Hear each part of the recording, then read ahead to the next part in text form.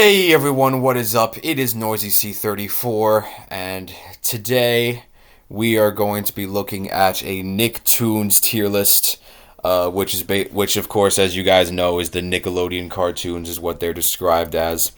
It's been a little while since I openly posted a video, in any format really, since most of them are privated. But I am back. I'm gonna be doing pretty much whatever I want to do. Tier lists for, TV, reality TV, animation, music, sports, anything. But this is a pretty good tier list, I think, to start off with, because this Nickelodeon was something that was a lot of my childhood growing up. I know about most of these shows pretty well, and it's why not? It's going to be a fun time. But I can't do this alone, of course, so today I have a co-host who I've been great friends with for a while. The king, the host with the most, my favorite German, CornyChickenSoup. How are we doing? Hello everybody, CornyChickenSoup here. I'm doing good, man. Excited to get to this train wreck of a tier list that we're gonna explore. Yeah. In case you haven't already known, there's some interesting shows that they put on this tier list. Some that both of us don't even know about. Or Yeah. haven't heard about. Yeah. But I don't want to get okay. Some clarifications to make things clear. We are only going to be looking at the cartoons from Nickelodeon. We are not going to be looking at the sitcoms or any of the acquired programming. Well, that's not technically true. There is some acquired programming on this tier list, but not very many. But there is not going to be any sitcoms on this list, so we're not going to be grading any of those. Maybe in the future we might do a Nickelodeon sitcom tier list if I really feel like it, but not right now. Yeah, because we unfortunately don't have time to rate wonderful shows such as Mickey, Ricky, Dicky, and Dawn.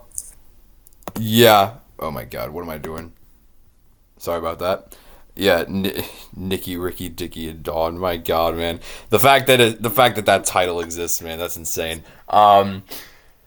Also, this should be obvious, but this is our opinion.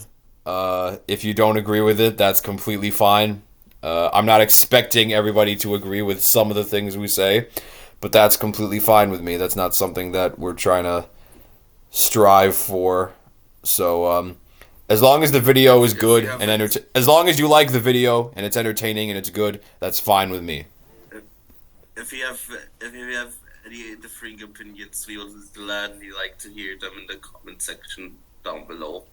Yeah, if we even get any comments for the record, but but yeah, I'm fine with anything. We're still trying to figure all this out still. So if there's any weird things that happen during this video, it's because of that. We're still relative newbies in this YouTube world. Yeah. But without further ado, let's just get things started. Starting off with Garfield and Friends. Okay, so I unfortunately don't have haven't had the privilege to watch this specific show for Garfield. I only watched the awful live action movies and the famous CGI Garfield show. Oh yeah, something else. Yeah, those were the days back then. Yeah, I'm pretty much the same way, to be honest. I watched the Garfield show a lot back then. I watched the live action movie a long time after. It was just as terrible as I thought it was. I do want to watch this show eventually. It seems like something I'd enjoy for the most part. but I have not seen it. So yeah, what a great start to this tier list. The first show that we are rating is something that we haven't seen. Yep, we have to put it. We haven't put it and haven't seen. Yes, both of us don't have an opinion on it because we haven't watched it. Woo! What a great start, guys. Uh, Up next is a show that we have something to discuss about, though. Yeah, we certainly can discuss this next one. Doug. Behold, the nostalgia critic's favorite show of all time. Woo! The nostalgia critic. Oh boy. I'm gonna be completely blunt with y'all. I haven't. I I lived in a time where it was technically kind of too late to watch Dog because it was out of air uh, during my childhood, so I had to watch it via internet street platforms, and I must say, it's honestly a mediocre '90s slop show. I I think when it came out, it was like very fine, and I could get the hype, and I could see the hype even still to this day. It's just unfortunately I just cannot see. It's just not my cup of tea, to be honest. Yeah, my thing with Doug is that every time I've tried to watch it, I'll be like, maybe this could be interesting. Maybe that could be interesting. Oh wait, it's not. Like here's the thing. You kind of I'm sure that like when it came out in 1991 because it was one of the first 3 Nicktoons and I think if Doug didn't exist on the platform, we wouldn't get any other Nickelodeon slice of life shows. Like Hey Arnold definitely wouldn't exist if Doug didn't exist. yeah. Which like that I can give it credit to. So I can say this, it's definitely an influential show and I respect its influence. However, we have moved so far beyond Doug that there is no reason to watch Doug anymore in the modern day. Yes. It, it I it's I just yeah. also I my take is that I just could not get into the animation style of the show. I think it looks ugly. The animation style is actually like the one thing I enjoy about the show because it at least has some uniqueness to it. But other than that, it just feels like everything is just so rudimentary. It's very funny. It's very funny to think about how they animated all the black characters blue. the, Except for Patty Mayonnaise.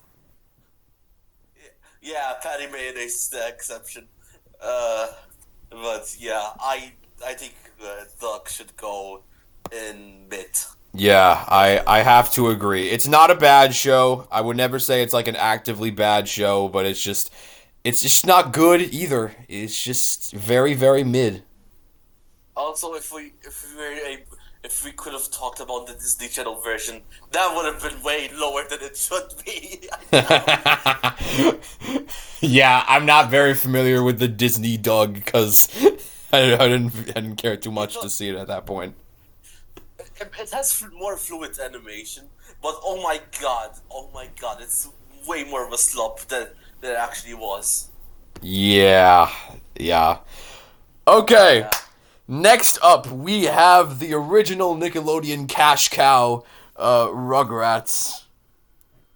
Oh, okay. So this is where me and Noisy kind of differ from our opinions on a certain company that animated the shows for for this channel. Um, I I am generally mostly a fan of classic Supo. I think it's probably one of the strongest points of Nickelodeon. Gave us some great shows, and Rugrats is like one of them. Obviously, I think when it comes to influential stuff, I think it's definitely number one, and I do highly respect it, and still think it's like very good. However, there are some flaws that I have with the show. that doesn't make me put it as like my favorite of classic Supo. I probably would put it in the top three because of the influential stuff, but I like shows more than that. Um, Otherwise, though, it's still Rugrats. I mean, like, if you grew up with that, you most likely enjoy it, especially for toddlers. Like, I watched it when I was like 2 years old, and I generally just enjoyed it as much as like a normal kid would. So I think it's quite frankly holds up. I just think that the later seasons are a bit worse than people give them credit for. Yeah. I think my issue with this series, and what it's always been the issue with, is that I started watching this show way later than most would. I didn't really grow up watching this show, so I caught it much later in my life. And by the time that I caught it, it was just like, who cares, honestly. Like, I've Fair enough. tried. I've really tried to get it. There's some good moments, like there's that really funny episode where Angelica breaks her leg and her parents are basically waiting on her limb for limb. And that one meme is like, "What are you doing up at 4 a.m. making chocolate pudding? Why on earth are you making chocolate pudding? Because I've lost control of my life."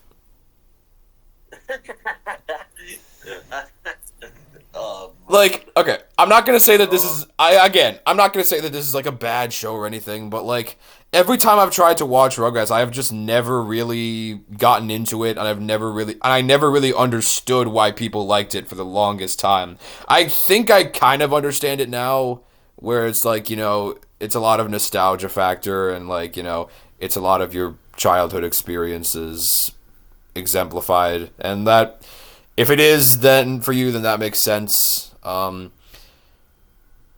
But yeah, I just have never been able to get into it. And also regarding Klasky Chupo, I have also never been a big fan of the Klasky Chupo way of making shows, especially their art style. Uh, I find their art style on most of their shows to be a bit uncanny, with the exception of one. Hmm. Yeah, I mean, I I I am on the other side of the opinion where I really enjoy classic football. That I grew up with it, and most of the shows I just enjoyed about it. I get not liking the animation style though, because it's not everyone's cup of tea, obviously. But like, once we get to like, once we get to one show specifically, I'm gonna defend that show for my life. Yeah. But yeah, I think Rugrats is pretty good. I don't think it deserves to be in the same tier as Doc. No, I mean, yeah, I'd probably low key have it in mid, but I think we talked about this before, where you put it in like the love this tier. So I think, as much as Yeah, I'm sure this is gonna be not one of our most liked takes, but this I'd say is a pretty good median for now. yeah, Yeah, and one of the other thing is that, like, while I don't necessarily care for it, I can understand at least why some people would like, at least like seasons 2 through 5 and whatnot. yeah. Anything past that is just like, Also, shout out to Rugrats for bringing the wacky Pomo aesthetic to most of the '90s. yeah, and for having a Hanukkah episode. Don't forget about That's that. true. True that. True that. You don't see that every day. Yeah. Okay. Next up, the last of the three original Nicktoons, and easily the most controversial of them all, Ren and Stimpy. Okay.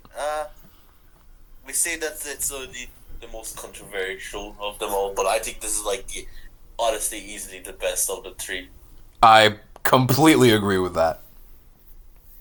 Ren and Stimpy. It's so fucking awesome.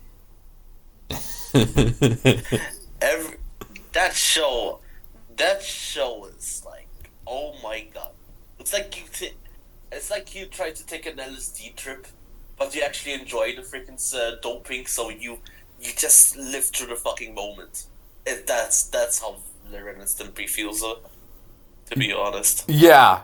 No, I completely agree. This is like one insane drug trip that you're just taking nonstop, and it's just always so amazing. And I also gotta Yeah. say, obviously this show kind of popularized the whole gross out thing when it came to the 90s, and obviously you see a lot of shows have so much influence from Ren and Stimpy.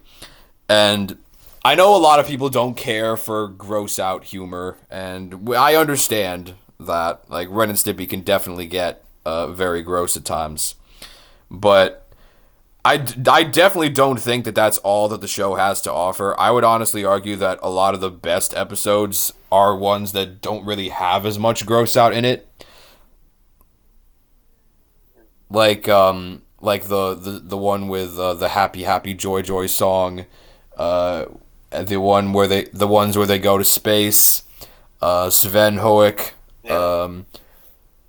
and then of course probably one of the most hilariously demented episodes of anything I've ever seen, Stimpy's Fan Club,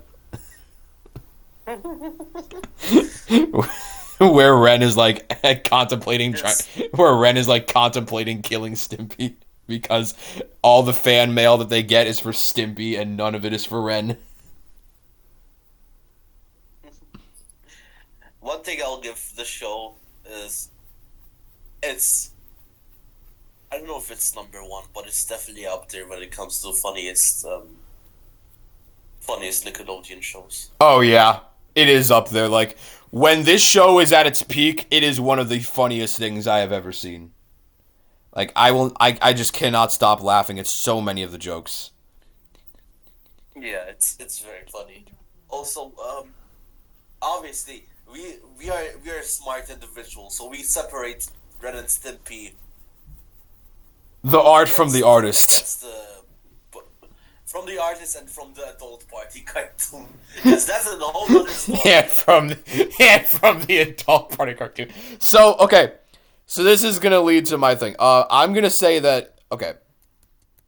I'm gonna say that it should probably be here. Would you agree with that? Yeah. Okay.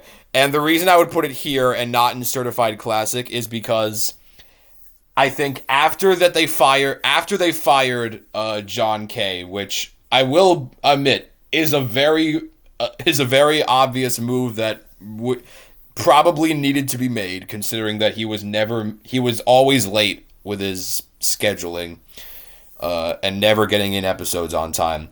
I will say that there is not a massive decline, but there is a noticeable decline in season 3 onwards after he leaves. Yeah, that's a good way to be putting this. Yeah, it's not like the show was forever ruined, because there's still some good episodes in it, but obviously once the creator went, the quality kind of declined, and it's not like other shows that we will talk soon, where it's like, oh my god, why is the show not ending? Because I think it ended pretty soon as possible, unlike most other Yes. shows. But yeah, it gets a bit weak. Yeah, and like Right. yeah, cuz like while I love Bob Camp, and I honestly think most of the reason that the first 2 seasons are as good as they are is because Bob Camp was able to mend John Kay and like wear out his rough patches to where it doesn't get too demented. I think without John Kay, the show definitely kind of lost its charm a little bit. I think they needed both of them to succeed, not just one. Yeah. Because with just Bob Camp, I agree. season 3 through 5, it felt like it was a bit too tame. But with just John Kay on Adult Party Cartoon, yeah, no. Yeah.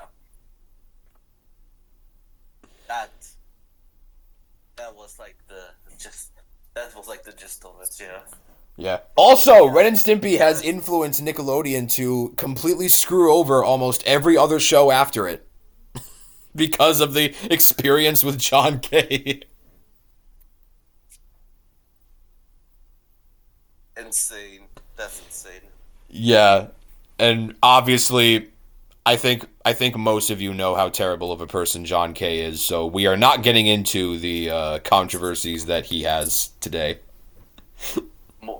Most Nickelodeon most Nickelodeon show producers try to be a decent human being. Challenge impossible. Literally, man. Okay. Okay. Okay, next Next up, up. Rocco's Modern Life. Oh yeah. Okay. First off, I think we know where this is going. Yeah. Uh, Let's just that's yeah, we know. Right up I think here. when people talk about what I, when people talk about Nickelodeon's Mount Rushmore, I'm surprised no one. I'm surprised there are like few people that testify Rocco being on there because it definitely is. Yeah. It's phenomenal.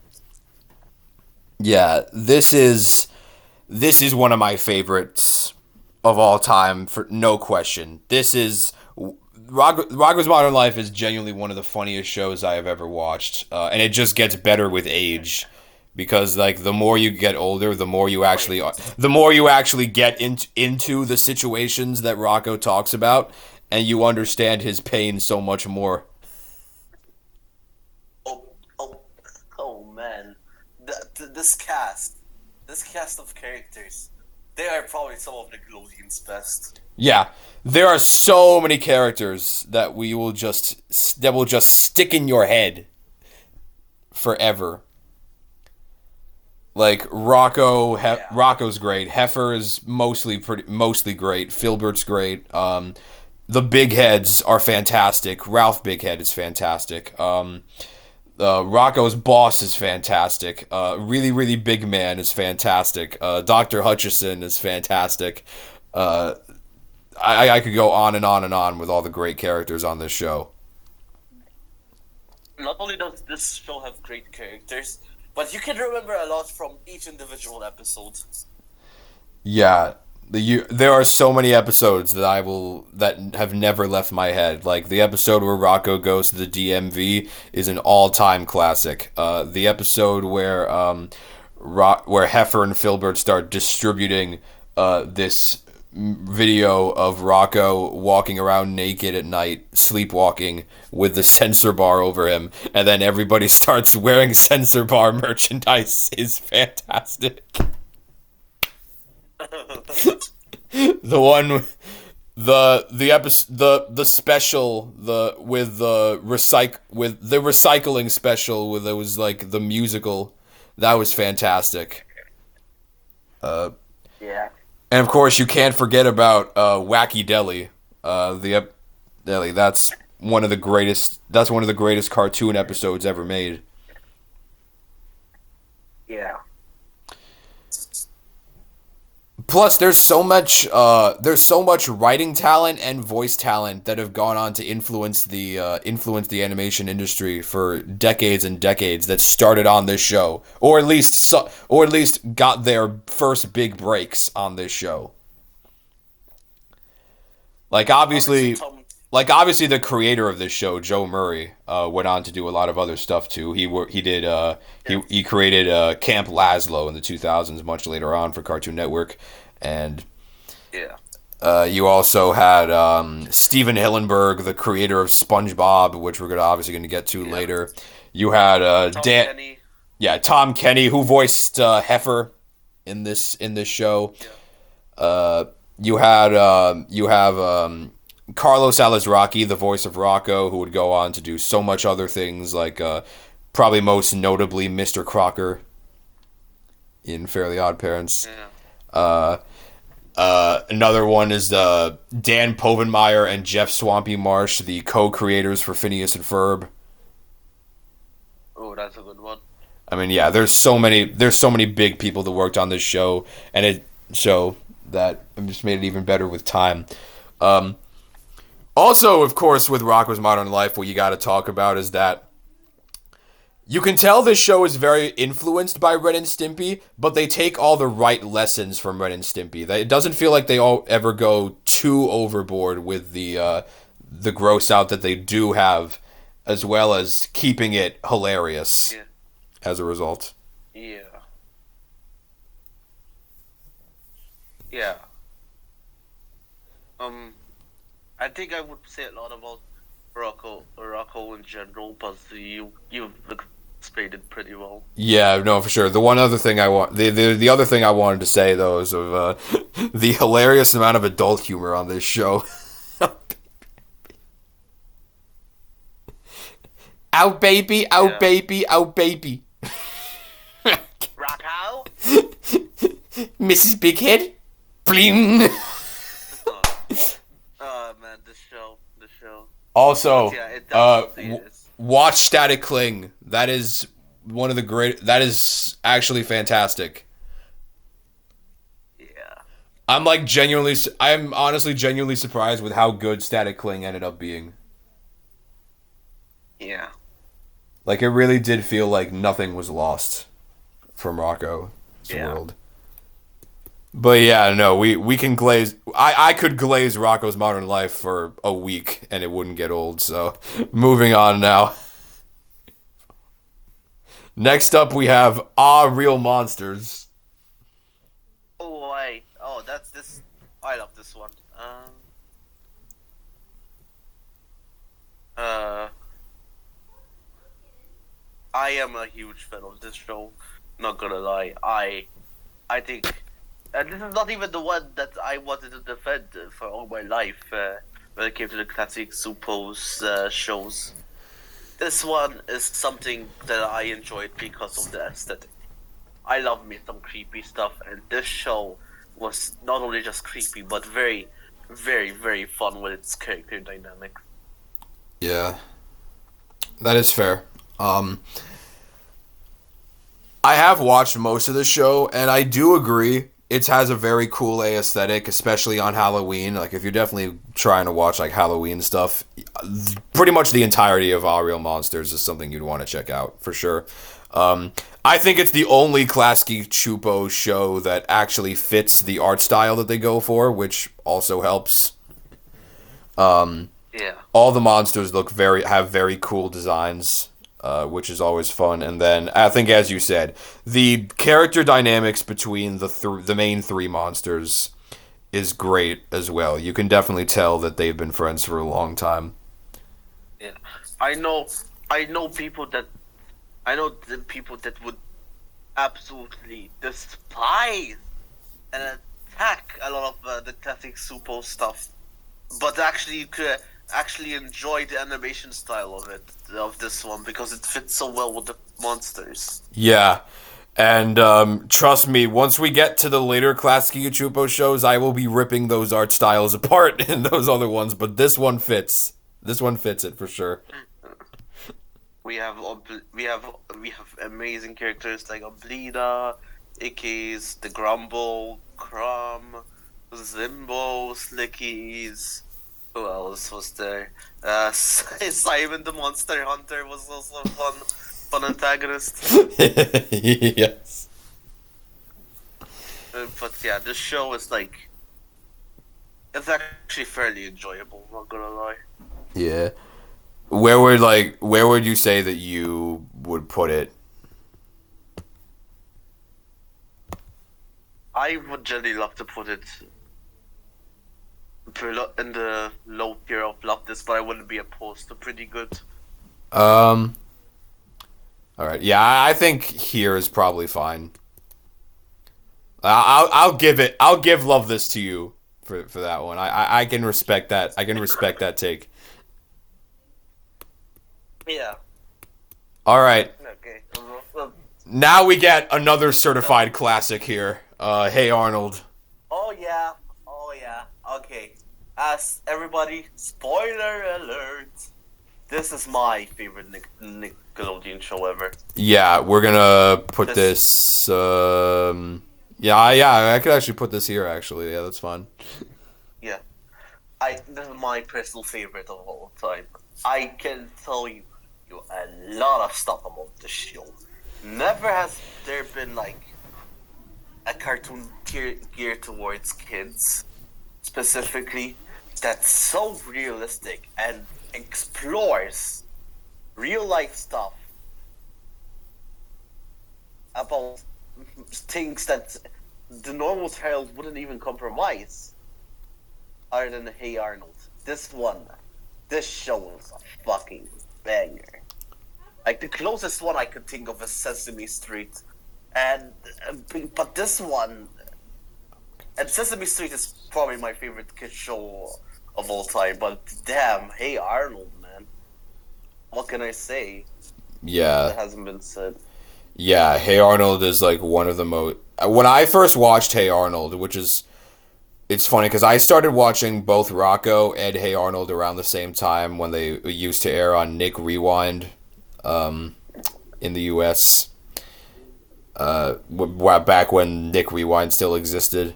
I was surprised at how genuinely so many of the episodes of Hey Arnold hit me where it hurts. Like it really made me think about a lot of things, which I definitely did not expect to be doing when watching a show like this, especially on Nickelodeon. But it really does do that to you because they're able to tackle so many very serious topics, do it in a way that's usually pretty good. And not only that, the characters are fantastic. So pretty much the entirety of the cast is very colorful and very interesting. And that only enhances the plot lines. Yeah, I agree. Also, oh my god, the cast selection. I can name you a million stuff about the show and its characters. Like you obviously got Arnold, who is great himself, but then you have Helga, who is probably the most probably up there, or maybe even the most complex Nickelodeon character they've ever had. She is Also, up. there's She is up there. Gerald. She is up there for sure. Also, also there's Gerald, Harold, Eugene, Phoebe, Sid, Brady, many more of the kids that were also fun. But even them adults are very good in this show. Like obviously, Grandpa Phil is obviously phenomenal on his own. But then you have the people that live with Arnold, like Mr. Kokoschka, aka Oscar. Also, Mr. also, Wynn. Yeah. Yeah. Like No. I can name multiple stuff and people in this show and I can tell you more about them, but oh my god, that would spoil the freaking fun about seeing the show itself. Yeah, I especially really liked the people in the boarding house. I always found those plot lines to be very interesting. I know some people in the fan base are kind of divided on Oscar. I actually think Oscar's episodes are like pretty universally some of the most interesting ones. Yeah. Cuz he's such a realistic portrayal of like the very bad husband type. Yeah. But yeah, I mean I think it's one thing to be able to tackle like really serious storylines and do them well. It's another thing to have serious storylines being able to be tackled as well as having very interesting characters to bounce off of them. Yeah. And I think that's where Hey Arnold succeeds at its highest point. Yeah. Also, since it's the holiday season, please rewatch the Christmas episode if you haven't. That might be my favorite Christmas special of all time. Yeah, that's amazing. I don't want to spoil too much about that one, but it hits at your heartstrings.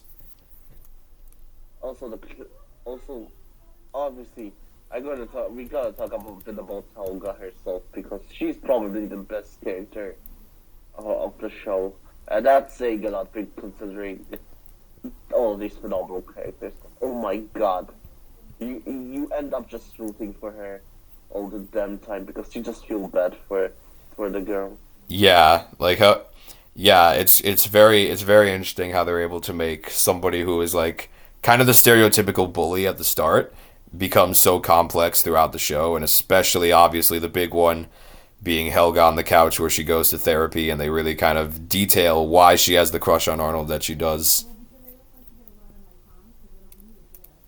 Yeah. Yeah. But otherwise, man, it's Hey Arnold. What can I say? If you haven't watched it, go absolutely check it out. Yeah. Yeah. I mean, it's phenomenal. It's phenomenal. All right. Next up is Kablam. Okay, so I haven't seen this one really, so you should take the stand on it. Yeah, I'm going to do that. But I do have a theory as to why you might not have seen it. So Kablam, if you didn't know, is kind of like a sketch variety show. In the vein of where like they would air a lot of shorts for like a bunch of things. Like there's shorts like Life with Loopy or Action League Now or whatever. The issue is that Nickelodeon actually lost the rights to most of these shorts. So they are not legally allowed to air Kablam anymore. Or at least most of the episodes. So I think that might have been why you didn't see it.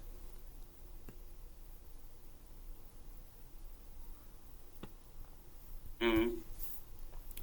It's also like very hard to find nowadays, which is kind of a shame because I actually think Kablam is really good. I think there's a lot of fun to be had in most of the sketches and shorts. And also the two hosts, Henry and June, have a lot of great chemistry with each other, and I really like their friendship. It really feels like they've known each other for years. Honestly, you're probably going to disagree, but I'd honestly put it right here if it were up to me. Yeah. Yeah. Okay. Okay. That's like. I would honestly put it right here because I think Kablam really encapsulates everything great about 90s Nickelodeon. There was just so much creativity to be had in that show. I'll check it out eventually. Yeah. No, for sure. All right. Next up is the Angry Beavers. Oh, this is a show that I don't really care about that much when watching it. Don't get me wrong, it's fine. And obviously, I really enjoyed the intro. But I have always felt when it came to like dual cartoons, there have been other shows that made it better than Angry Beavers, to be honest. Yeah, that's fair. I do like the Angry Beavers. I think it is a pretty funny show. I do enjoy a lot of like the random humor that they do, kind of in like the vein of like a Looney Tunes type thing. However, I wouldn't say that it necessarily is like one that I would be the first show that I'm like, oh yeah, I'm watching this right now. Like if I'm looking for a laugh, I'm probably not looking to that show first. I'm more so going to be looking towards something like Rocco or the earlier Ren and Stimpy episodes. Yeah. So like, I'd probably put it in like here, if it were up to me. Yes. Yes. Yeah. I mean, we could put it like here because I know you like Rugrats a lot. I prefer Rugrats over Yeah. Angry Beavers. Yeah, that's fair. That's fair. I'm not like extremely passionate about Angry Beavers, so it's fine. It's definitely a good show. Like I do enjoy it. There's definitely some funny humor there, and Richard Stephen Horwitz as Daggett is amazing. But it's just not a show that I'd be like. It's just not a show that I'm like insanely in love with. Yeah. All right. Next up, we have one of the shows ever made, Cat Dog. Oh man. Okay. Alright, first off, I must point out, I grew up with cat dogs, and I kinda didn't really mind it at first. I put it on because I enjoyed the stuff. I really enjoyed the stuffiness of it, and other bad there were other bad Cartoon Network shows that were on air when Cat Dog was released. So I was like, what the heck? I'll watch this instead of like what Ben 10 Omniverse or some shit like Steven Universe. But I grew up. I eventually got to the take that this show is not spectacularly good. Everybody's kind of a dick in it.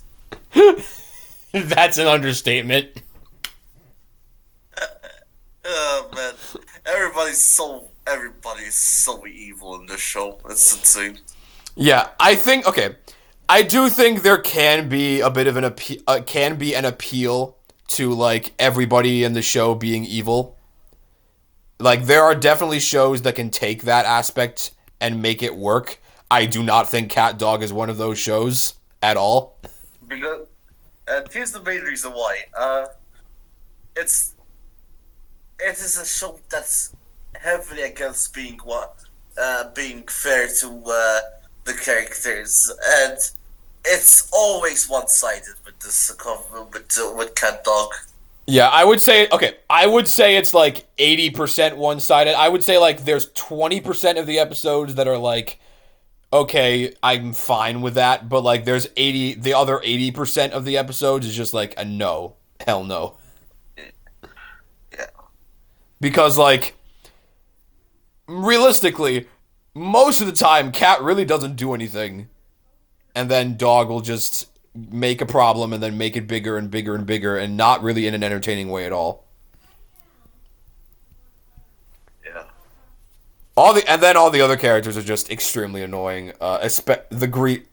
Dog was annoying. The Greasers were annoying. Winslow was insanely annoying.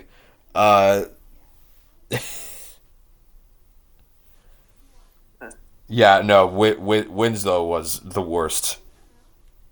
He is awful. He is awful. He's so bad. Yeah. Yeah, I mean, I know there's people out there that like Cat Dog, and like, I mean, I get why somebody out there would like Cat Dog. It's not a completely terrible show. It's not an irredeemable show.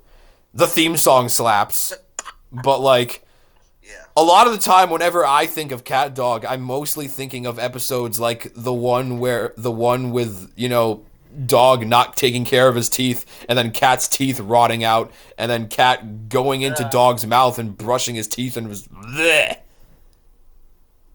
The freaking that's not good. Yeah, that's all I can. Episodes like that are like all I can think of when I think of the show. Yeah, I don't know. This is gonna be one that I know some people won't be happy with, but like, no, this is not a good show. It's not. Yeah, I'm fine with those placements. Yeah. I'm sorry to all the Cat Dog fans. I can't get behind it. Yeah, sorry to the 4 Cat Dog fans that are watching this. Oh yeah, one other thing about Cat Dog that I haven't mentioned yet. The funniest anecdote of all time about Cat Dog is that one SpongeBob writer that said on Twitter after Steven Hillenburg passed away. Back when SpongeBob was like in production, Cat Dog was in production around the same time. Cat Dog got over 100 episodes greenlit before it even aired because they really believed in it that much. And then SpongeBob got like 13 episodes, I think, for like a season. I don't remember the exact amount, but something around there. But what they would go on to say is that everybody wanted to work on SpongeBob. Nobody wanted to work on Cat Dog. That tells you a lot. And I know Joe Murray, the guy who worked on the guy who created Rocko's Modern Life, said that he knew a lot of the people that worked on Cat Dog, and he said that he thinks they're still recovering from the experience.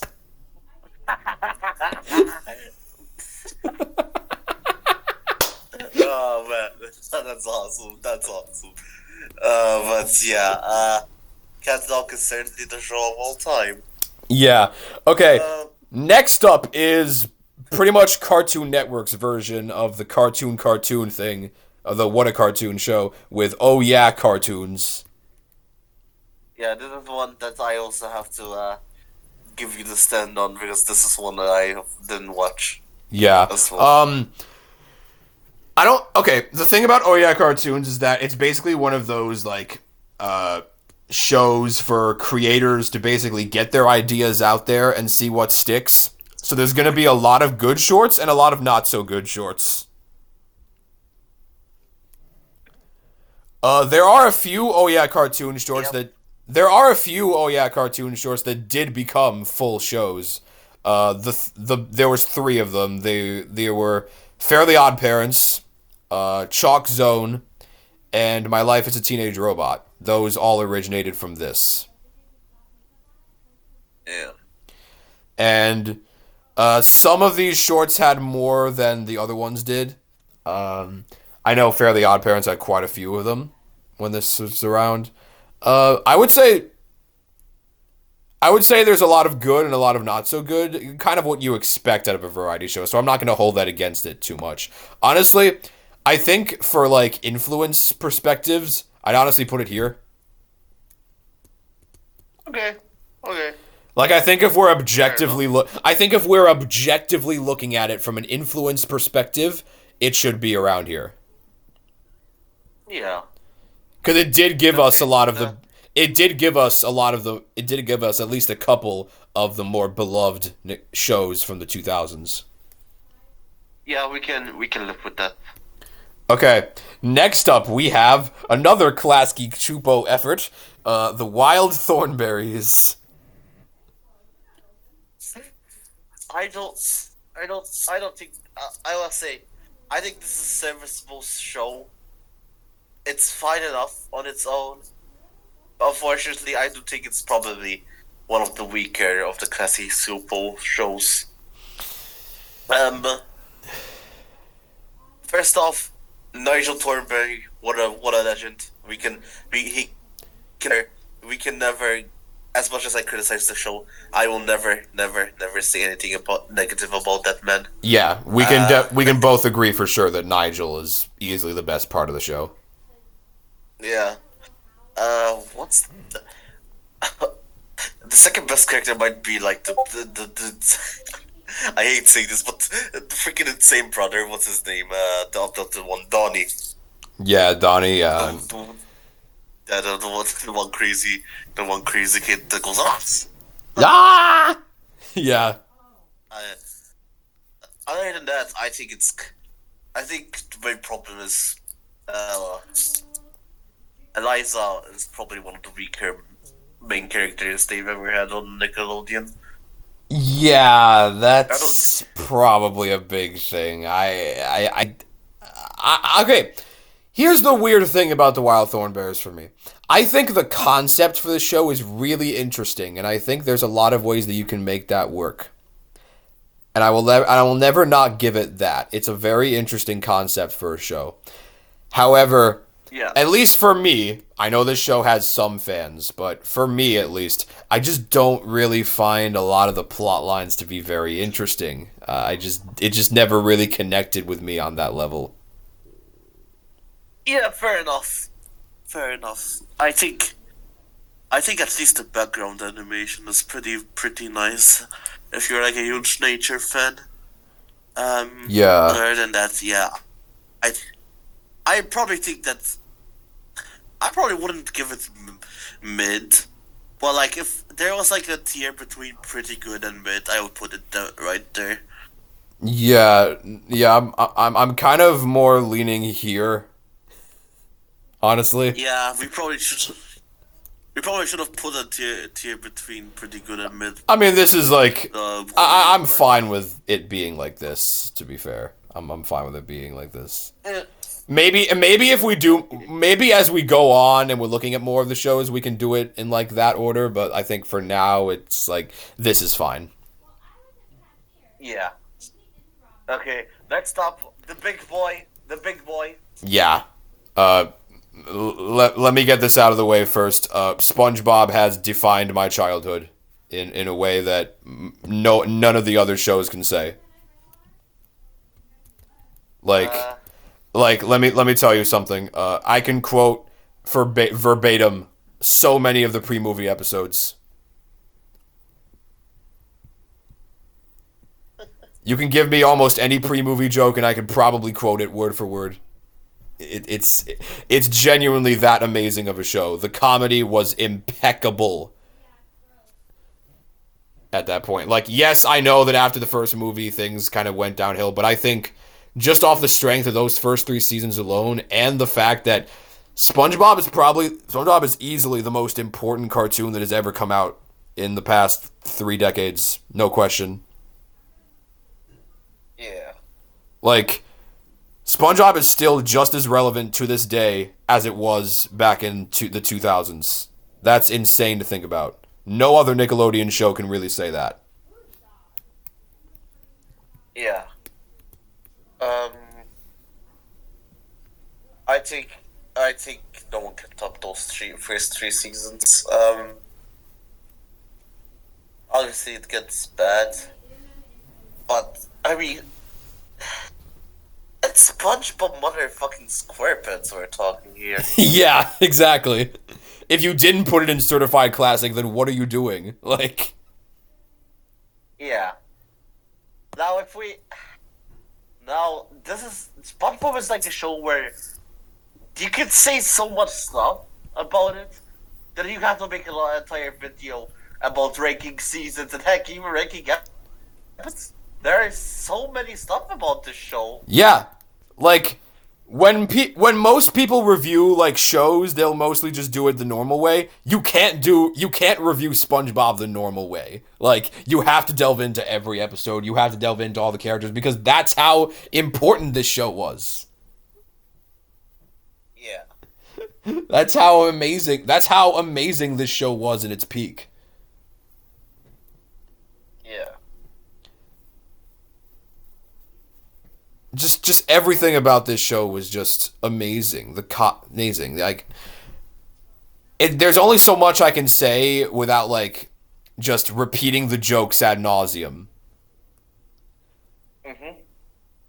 And just, you guys already know the greatest episodes of this show. You guys already know how great the characters were back then. So it's like, I don't really need to say it.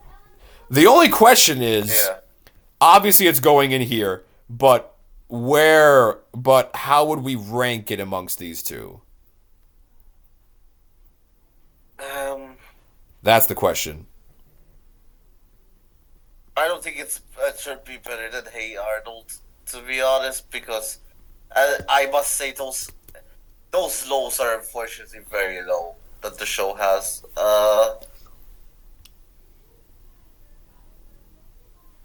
Maybe put it above Rocco, but I wouldn't mind.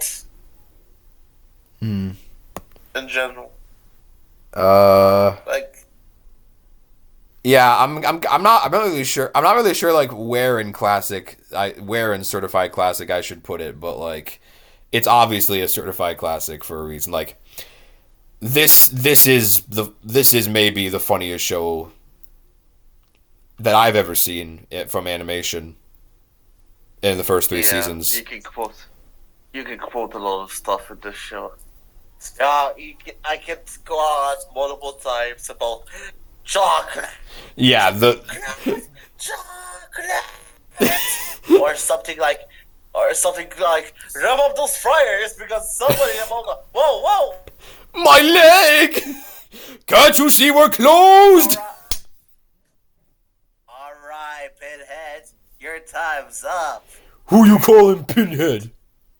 Or, you okay, Patrick? Finland!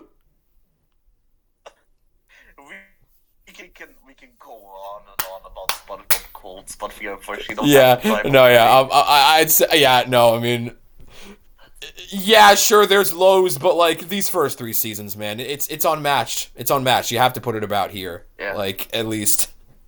yeah, Now to a show yeah. that released the same year as SpongeBob, but is nowhere near that classic level. Rocket Power. Oh my god, this is no. There is another show, but definitely bottom two for classic Supo. This is not. This is a freaking annoying show, man. Yeah, dear Lord, man. Yeah, you know it kind of sucks because I used to play the hell out of stuff like Tony Hawk Pro Skater. Like I loved all those games back then. And so like to have a show that was like kind of based on that world was interesting and fun, and I thought I would enjoy it a little bit more than I would, but oh my god, this show is dated in the worst possible way. Like this show is aged like milk. Yes, yes. I All the I don't characters are know. just such massive stereotypes that are not in a fun way.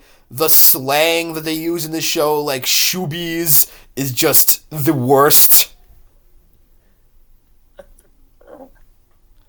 And it's just everything has to Uh, be just so cool and radical and yeah, it's just in just the cringiest way possible. They're just trying way too hard to be hip. the freaking meme of Steve Buscemi and with the freaking hat on, trying to imitate the "How are you doing, kid? How are you doing, my fellow kid? Cool kids." That's basically what this show is. Yes, literally. Yeah, no. It's so If there was ever a sign that Class Geek and Chupo was never coming back from their heyday, it's this. there's one show that I think is probably worse. Uh, Wait. Uh, Oh, yeah, I know what you're talking about. Sorry, I know what you're talking about. How bad would we say it is? Where would we put it? uh, I would say not good, to be honest, Okay, because yeah. I don't think it's like worst of the worst. Because there are some shows that definitely deserve that spot. Oh, yeah. But, There are yeah, going to be worse. There are going to be worse shows coming up. No question. yeah. Okay, what's next? Next up is As Told Yes, by Ginger. yes, yes, yes, fucking yes. This is the show that I'm gonna defend with all my life. I fucking love As Told by Ginger. I think it's the best the classic has to offer. I think it's generally the case.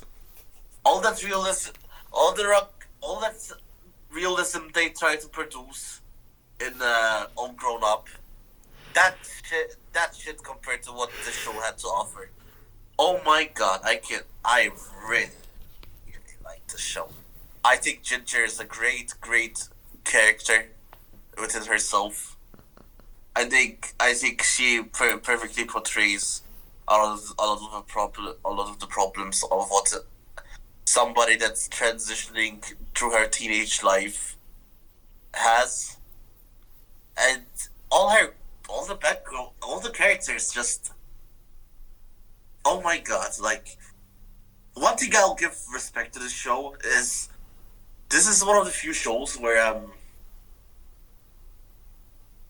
like one of the few mainstream shows where the characters actually age by the time the seasons evolve.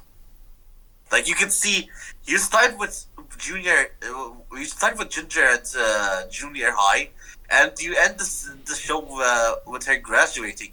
You don't really see that often in kids shows. You just see the kids being kids for the rest of the entire life. And even in freaking famous cartoons like the Simpsons or Family Guy, no one really ages that well. So I think it's nice that this slice of life show has to offer us, and also the episodes. and I just enjoy it chronologically, on a chronological standpoint.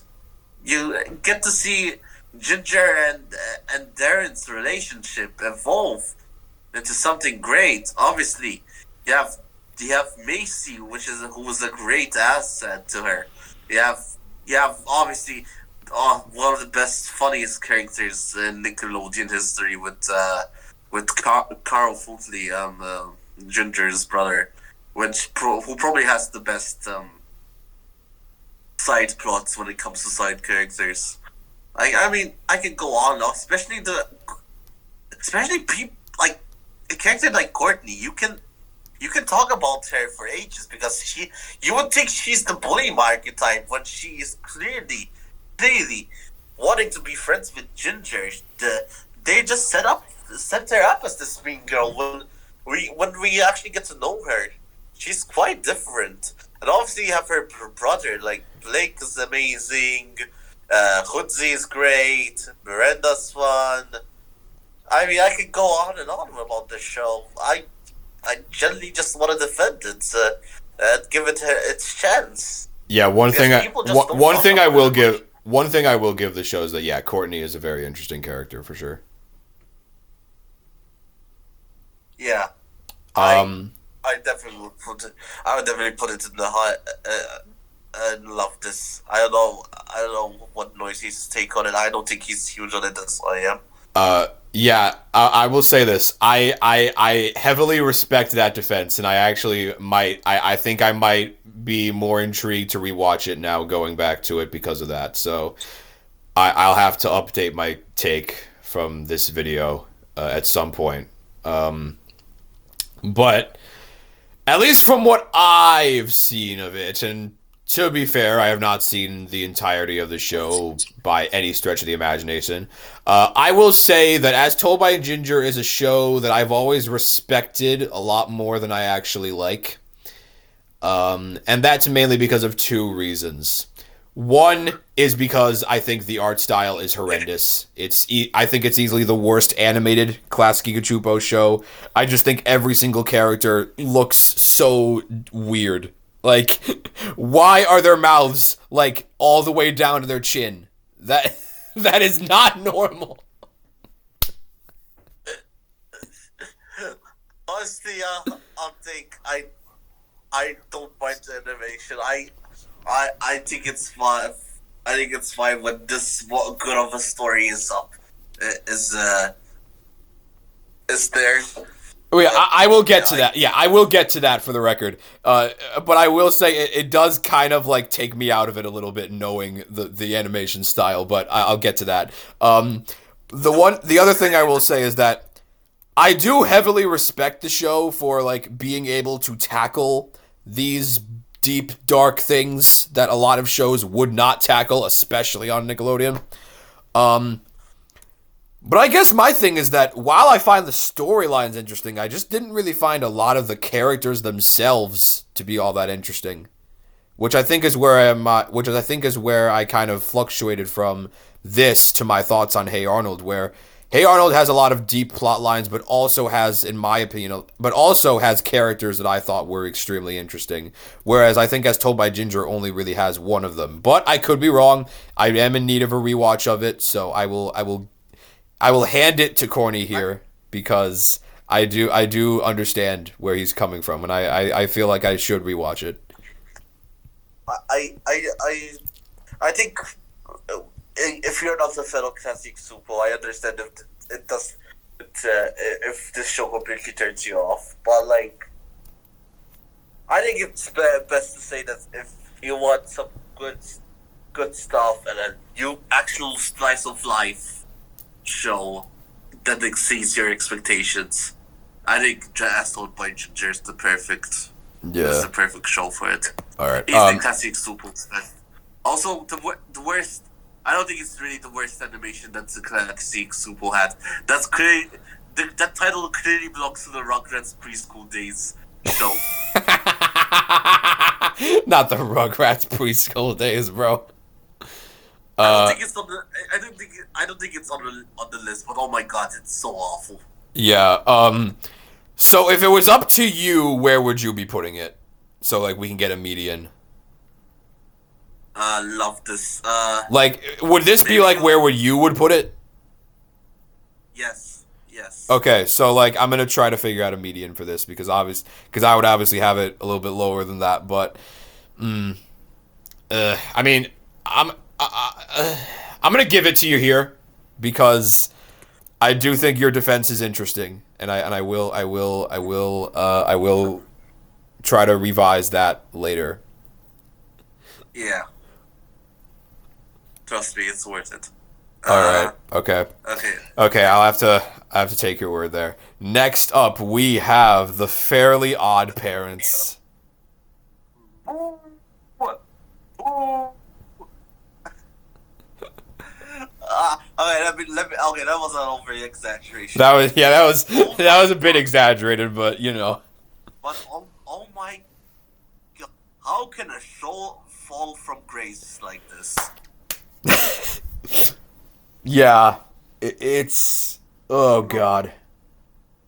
People talk about people talk about how SpongeBob has an awful downfall. Uh, Very odd parents. Oh my god. I must say, those first those first few seasons, at least the 4 seasons, fantastic. Obviously, they knew what they were trying to do with the show. Everything's fun, and the characters were still very, very good. It wasn't until who came Booth came into the cast. Yeah, it's The starting show in the was season 6 premiere.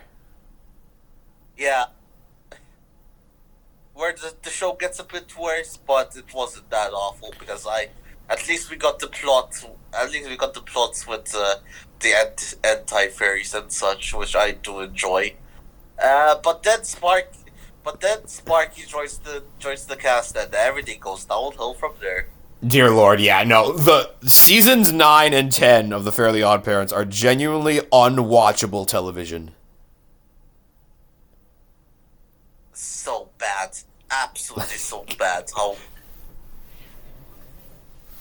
and when they when they introduced what's her name again? Chloe. See, I'm forgetting. Chloe. When when they introduced Chloe, you knew the show was cooked. Yeah. It was absolute. First of all, Chloe having to share with Timmy, literally goes like the freaking rules that they made. Yeah, no, that's another thing about the Fairly Odd Parents. They established a lot of like the rules that you can do with the fairies at the first, in the first few seasons, and they keep expanding on it. And at first they stick to it, but as the series goes on and it gets worse and worse, they just completely devolve from that whole thing. It's like it's it's like actual politics. They tell you something and then they lie to your back. Yes, exactly. There's so many scenes in like later seasons of the fairies being in clear view of actual people. And then it's just like, are you guys serious right now? Yeah. But okay, I don't want to come across as too negative or because The Fairly Odd Parents did used to be a genuinely really good show. Yes, and if we give SpongeBob that amount of great rankings, even though it still had a downfall, I think it wouldn't be fair if we just critiqued Very Odd Parents as this show that just completely went haywire, because there was still some good shit this show had. Yeah. The one thing I will say about Fairly Odd Parents is that I think the Fairly Odd Parents bad episodes affect its quality definitely more than like SpongeBob. Yeah, obviously. Yeah. If there's anything positive to say, I give Fairly Odd Parents this. Channel Chasers is the top 3 Nickelodeon episode of all time. It's up there. I mean, Nice. honestly, almost all of the Fairly Odd Parents TV movies back then were really good. Yeah, and obviously you had the Jimmy Neutron crossover. Yeah, the Jimmy It Timmy was Power Hours, those were great. That was one thing that the Fairly Odd Parents always did really well were the TV movies. yeah. That was what Butch that yeah, that was because that was what Butch Hartman spent most of his money on. And Speaking of yeah, him spending all those money on those TV movies was what killed Danny Phantom too. So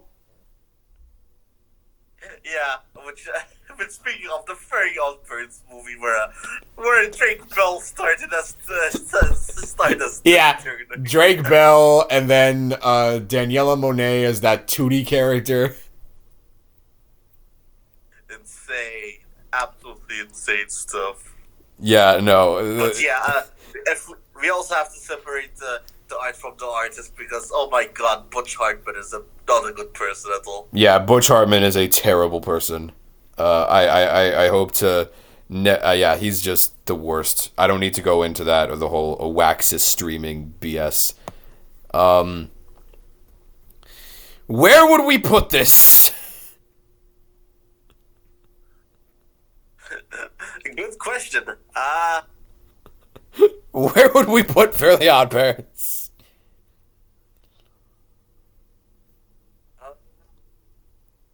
I think it's still.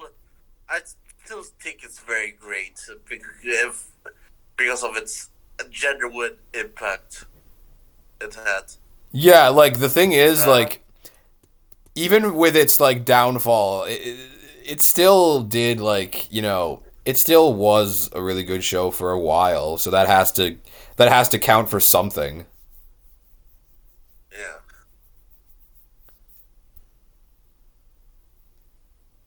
Okay. Yeah, I mean Yeah, we honestly, just put it.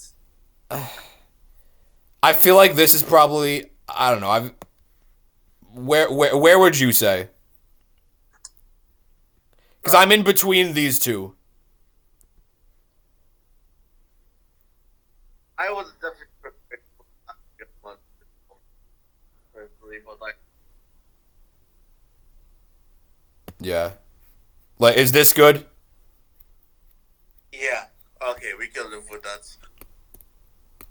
Okay. All right. Next up is another interestingly controversial show, Invader Zim. Yeah, yeah. Okay, okay. I fuck with Vader Zim, man. I cannot lie. I enjoy it. I enjoy it. Yeah, I love Invader Zim. Like that's probably one of my all-time favorites on this network as well. Pretty much every joke lands. There's very rarely a dud. The animation is so unique, and you can tell because it's so expensive to make. They make it look so good. It's just such a unique art style that Yeah. you never really see anywhere. The characters are all so great as well. Like Zim is great. The whole Zim and Dib together. That's just a match made in heaven. Yeah. I think. I think. I just enjoyed the art style as well. Yeah, and I like, think I. what were we gonna say? Never mind. Never mind. All good. Alright. Yeah, I love especially like just the dark, demented humor that it's had, and Gurr is another character. So funny, so funny. Everything that comes out of his mouth, hilarious.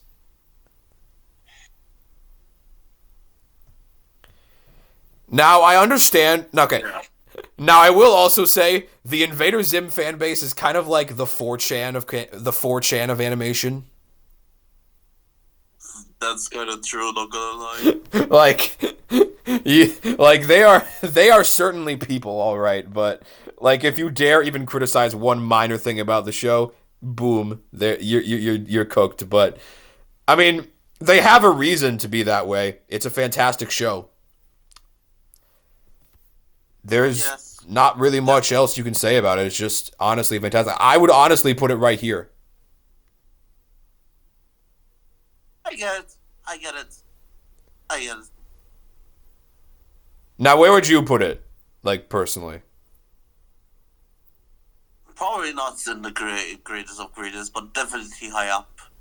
Yeah, so, like, Above Fernand's the B, we can live with that. here or here. Yeah, that's. Yeah, that's Whatever. fair. That's fair. That's fair. Whatever. If it's the, That's fair. yes. That's fair. It's a hilarious show. Like, it's just the weird demented stuff that comes out of it is just so good. The pigs, the infamous Dark Harvest episode. Richard Stephen Horwitz is Zim. Fantastic. He does such a good job.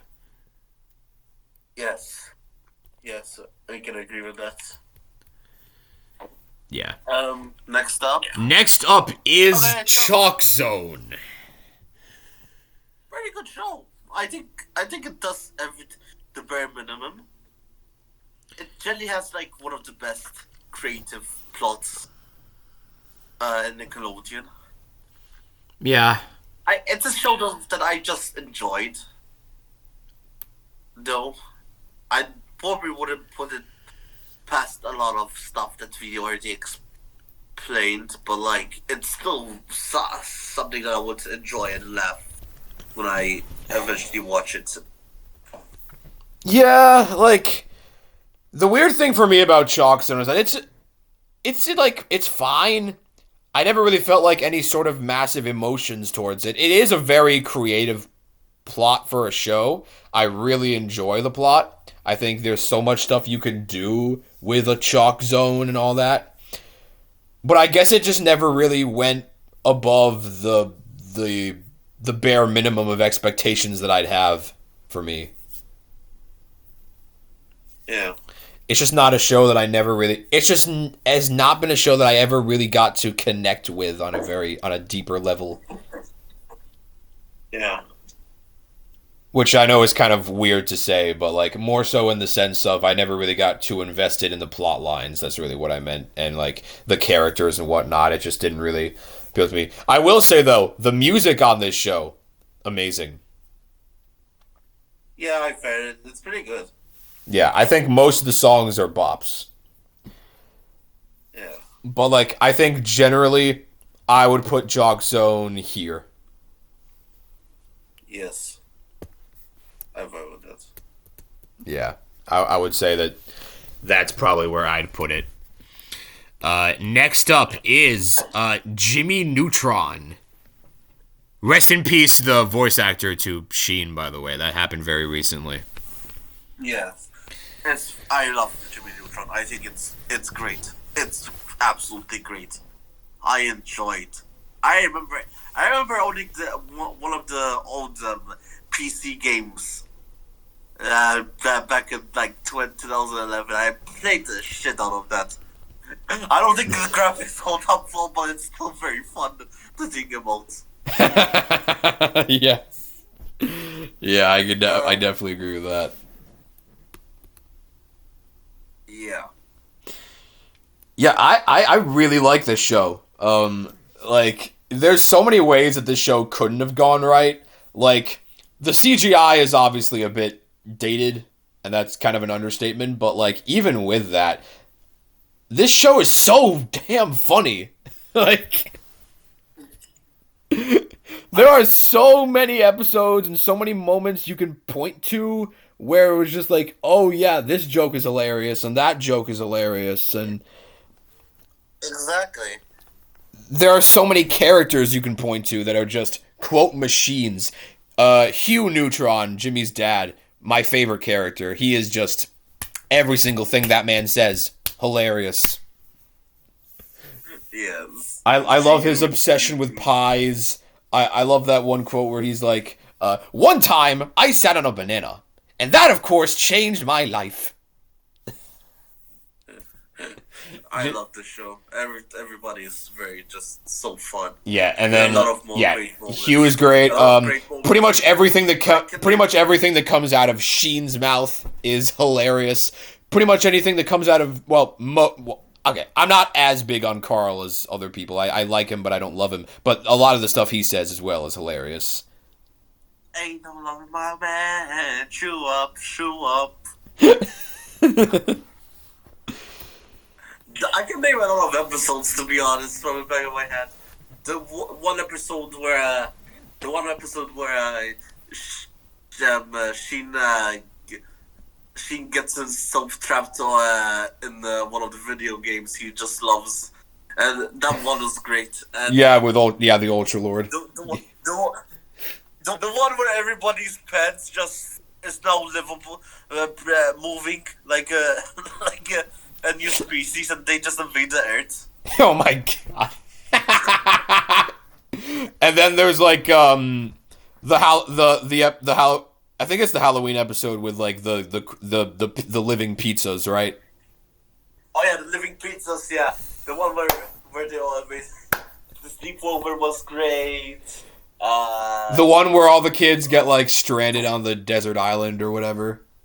Or it's like no, where it's just Jimmy and Cindy on the island. The one where Jimmy gets cloned multiple times with an each different personality, and I just remember the freaking cool one breaking Nick's skateboard and be like, he can't confess up to it, but he just cannot handle a neutron style. Oh yeah, I also especially love the Valentine's Day episode, where that one's great. where Carl falls in love with Jimmy's mom. That was amazing stuff. Yeah, man. I mean, this show is so funny, man. Like, okay, now it's the question of where would you exactly put it? Definitely, in love it. I think it's probably between either. I think it's probably between. I think it's probably we should put it between Ren and Stimpy and if you want to Kablam. I don't mind it being one lower, but it's still phenomenal. Yeah, I'm. Even heck, I would put it maybe even higher than Ren and Stimpy if you liked it. But like, I don't mind it. I'd say this is good. Yeah, I would say that this is probably This is probably how I'd rank it as well. From these shows up to this point. We can live with that. Okay, now we get to another show that I happen to really like. My Life as a Teenage Robot. I must say this is easily one of the most beautiful 2D cartoons Nick has ever produced. This animation style. Oh my god. Yeah. Yeah. One thing that this show really has going for it is that the influence in the animation, you can tell it's heavily influenced by like anime animation, and it works so well with the action scenes in this show. Yeah, I agree. You also had like Rob Renzetti, who created it, who was a big writer on like the Powerpuff Girls, and you can tell that show has a lot of influence on this one. Yeah. Banger theme song. Absolutely banger theme song. Yes, a banger theme song. I agree with that. I love Jenny as a main character as well. I think she really makes the show for me, which is great because there's not a lot of times where I can usually say that about a show with the main character, which is kind of weird to say, honestly, but she's one of the best. She's honestly one of the best main characters of any of these shows. There's also like some good side characters. If we're being real there. Yeah, there's a lot of good. There are some good side characters as well. Yeah, Tucker and.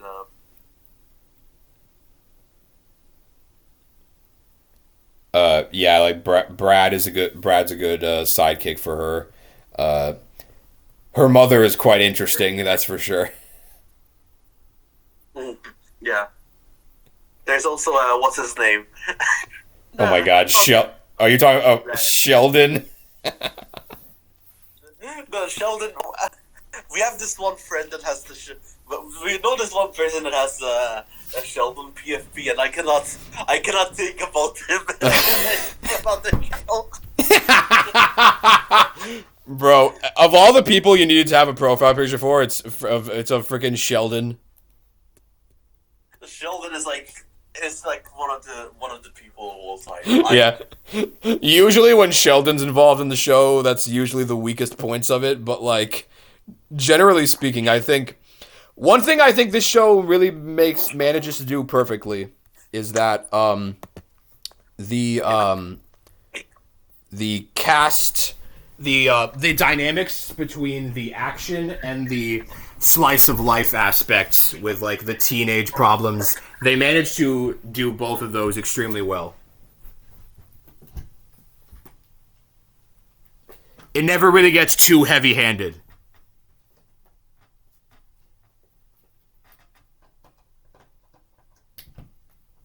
So like I think for like that it really works. Yes. Sorry for a second. I'm just getting a thing right here. Yeah. So where would we put it exactly? Yeah. Yeah. Where would we put it exactly? Yes. Yes. Where would we put it?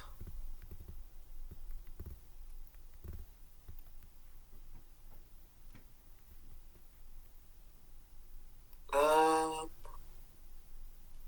Honestly, you decide. You decide. This is the show where I would put it like probably below um very below Ariel Monsters or below Jimmy Neutron, but I don't. Damn. Damn. All right. I feel like that's a bit low key. I don't think I'm huge. I don't think I'm huge on this show as much as you. Yeah, because honestly, like I would put it around here. Honestly. Damn. Okay. So, what's like a good median point for this? Yeah. I'll put it here. I'll put it here. I think that's fair. All right. Yes. Okay. So next up is All Grown Up. Oh boy. No. No. This is not. No, I cannot for this one. Yeah. It's not a good show. I watched like a couple of episodes. I cannot buy into this. I've watched I've watched a little bit more of it, but yeah, it's not the greatest. Which also doesn't help because I never really cared for the original Rugrats, and seeing them grown up, and it's a lot of just the same generic plots in every teenage coming of age show that you've ever seen. It just doesn't work for me. Yeah. It just doesn't work. Yeah, I just cannot. Put it in not good. Yeah, because like I, it's not like we've seen a lot of it, but like we from what we've both seen, it just doesn't really. It's not really something that we really care about. yeah. Okay, next Yeah. next up should be an interesting one. Oh, yeah. Danny Phantom. I think this is probably the most consistent out of the Hartman shows, and that's kind of sad. Yeah, it's kind of sad because it's not really even that consistent. Yes, but I still like. I think the height of Danny Phantom is still very, very, very good. Yeah. Uh, I think it's a bit overrated when it comes to certain people, but like I understand it. Yeah, I would say that it's a bit overrated as well. I do think it's good. I would definitely put it as like a very good show. However, you can definitely see some like some of it. I don't really know why season 3 was as bad as it was. It's partially because one of the head writers left after season 2, and he was one of the biggest reasons as to why it was so good. And also because, okay, I can't confirm this, but the rumor is that Butch Hartman spent so much money on the TV movies for season 2 that there was like no budget left for season 3, and they had to just push it out as fast as possible to actually get it out, and that's why season Yeah. 3 turned out so terribly. But I can't confirm that, so don't take my word for it. But when Danny Phantom was on, Danny Phantom was really on. I think the characters were all very relatable, which is surprising coming from like a Butch Hartman show. I think that the ghosts that they had, the villain collection, were all really memorable. Vlad is a great villain. Technus is a great villain. Box Ghost is hilarious. I could go on and on with people and their villain collection. Yeah. And it had like a very interesting storyline saga that it had throughout most of its running. And like, okay, I feel like if Avatar didn't come out like a year after this one, then it would have probably gotten a little bit more. It would have gotten a little bit more care from the network than it did, as far as the overall story. Yeah. I feel like that's something I can say about it. Also, just like My Life as a Teenage Robot, this is a banger theme song.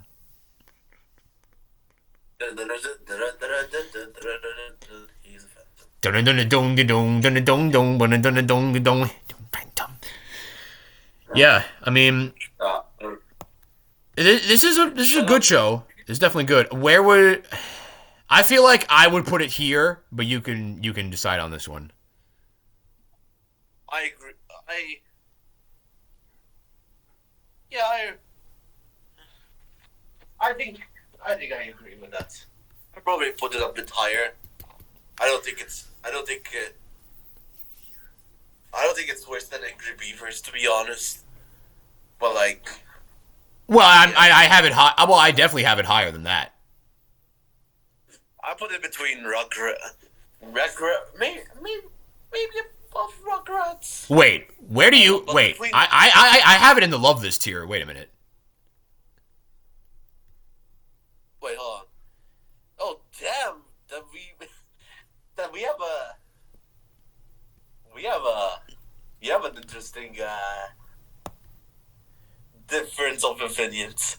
I wouldn't put it. Well, I think the peak of the show is really good. Like, generally speaking, I would say the peak of this show is really good. Like, as much as season 3 is not a good, as much as season 3 was not good, I think when this show is on point, it really was on point. I guess we could put it like between. I think we should put it between. I definitely think it should be higher than at least Fairly Odd Parents. Yes. Maybe one below Kablam All right. or something. Yeah, I think we can live with this. I can live with that. Yeah, I can live with that. Okay. Next up. Next up, my favorite anime, Avatar: The Last Airbender. Oh, we all know where this is going. First off. Yeah, we all know where this is going. Again, just like with SpongeBob, the only question is how are we ranking them compared to the other ones? I don't think there's any way you can put. I think I'm happy with any or every decision with how we put it in the classics. However, it's what can I say? It's still a fucking classic. I mean, Avatar is like the show where. Okay, so interesting fact. When I first watched it, I never really cared about it. Like the first few watches, because I kind of hated anime when I was young. Um, but damn, after getting into a couple of episodes, I just found out this episode, this show was phenomenal. It's amazing. It's amazing. You can talk about multiple stuff about the show. Oh my god, the animation. Holy shit. Yeah. Anything you want to add? Yeah, I mean, what is there really to say about this show? I mean, everything about this show is perfect. Just the animation is great, the characters are just fantastic, the ongoing storyline that they have is great. It's crazy how something like this aired on this network. Yes. Like, This is the type of shit. This is the type of stuff you would actually you would see in Cartoon Network, maybe in the Tsunami era. yeah, this is like, yeah, the fact that something like this aired on Nickelodeon is incredible. And one way or the other, you are going to have one of your favorite characters of all time after you start watching this. I can guarantee you, after you finish this show, there's going to be at least one character you will put in your most liked characters of all time list. Yes. Because my personal favorite is Sokka. that is fair. Sokka's very entertaining. But yeah, everything about this show. Wow. Yeah. Yeah, Sokka's great for comedic purposes as well as he can be serious as well. My favorite character. Who's your favorite? My favorite character was always Zuko. Yeah, that's a very good one. Yeah, like that whole episode where they talk about Zuko's origins and why he wants to capture the Avatar is just so heartbreaking. Yeah, that's tragic. And you know and the fact, of course, that he becomes a hero at the end is also fantastic. His whole Zuko's whole arc throughout the series is one of the best ever. Yes. And also, I gotta shout out Iroh. Yes, the legend himself. And of course, you can't forget about the obvious greatest character, the Cabbage Man. Yes, the Cabbage Man. You obviously. And would it be a bigger episode without the Cabbage Man? I'm just saying. My cabbages! Oh man. All right. Yeah, that's going. It's obviously going in Certified Classic, but where in Certified Classic? Probably above Rocco, to be honest. Because honestly, I think if we're looking at this on an objective level, like if we're talking about like animation level, objective level, it is the best one, in my personal opinion. It is objective. Yes. But obviously we have our personal favorites, so you know. Yeah. We have to talk. I think this tied, yeah. I feel like it's got to be in at least the top 3. You can. Yes. To be fair, these top 4 are so interchangeable. Yeah, like these top 4 are, in my opinion, the very clear top 4. Yes. It's just about your personal preferences. Yeah. Okay. Yeah, we can live with that. Is this good? I think it's good. Yeah, so like at 3, all right. Again, maybe this can change if we like look back at some of this and we're like, you know, maybe we should do that again or whatever, but you know, who knows. Yeah. Okay. So now we're out of classic Nickelodeon, and now we're into the second half of the Nickelodeon era. The mid-2000s. Oh boy. All right. So let's start off with Cat Scratch. Dun dun dun dun dun dun dun. Cat scratch. Cat I Scratch! song, man. Banger theme song. I quite like this show. I actually really like this show. It's a good. It's a good one. It is actually kind of underrated. It's really underrated in my opinion, actually. I think it's very underrated. I think.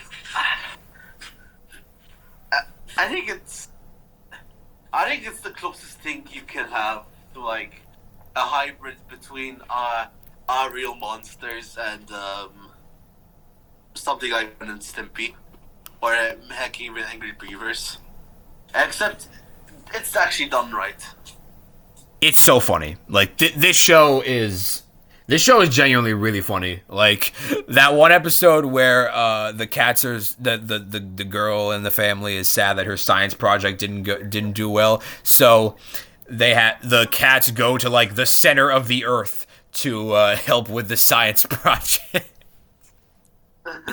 You can take this random thing, this very minor problem, and they just go completely on 180 with it and just completely go insane. It's so great. Yep.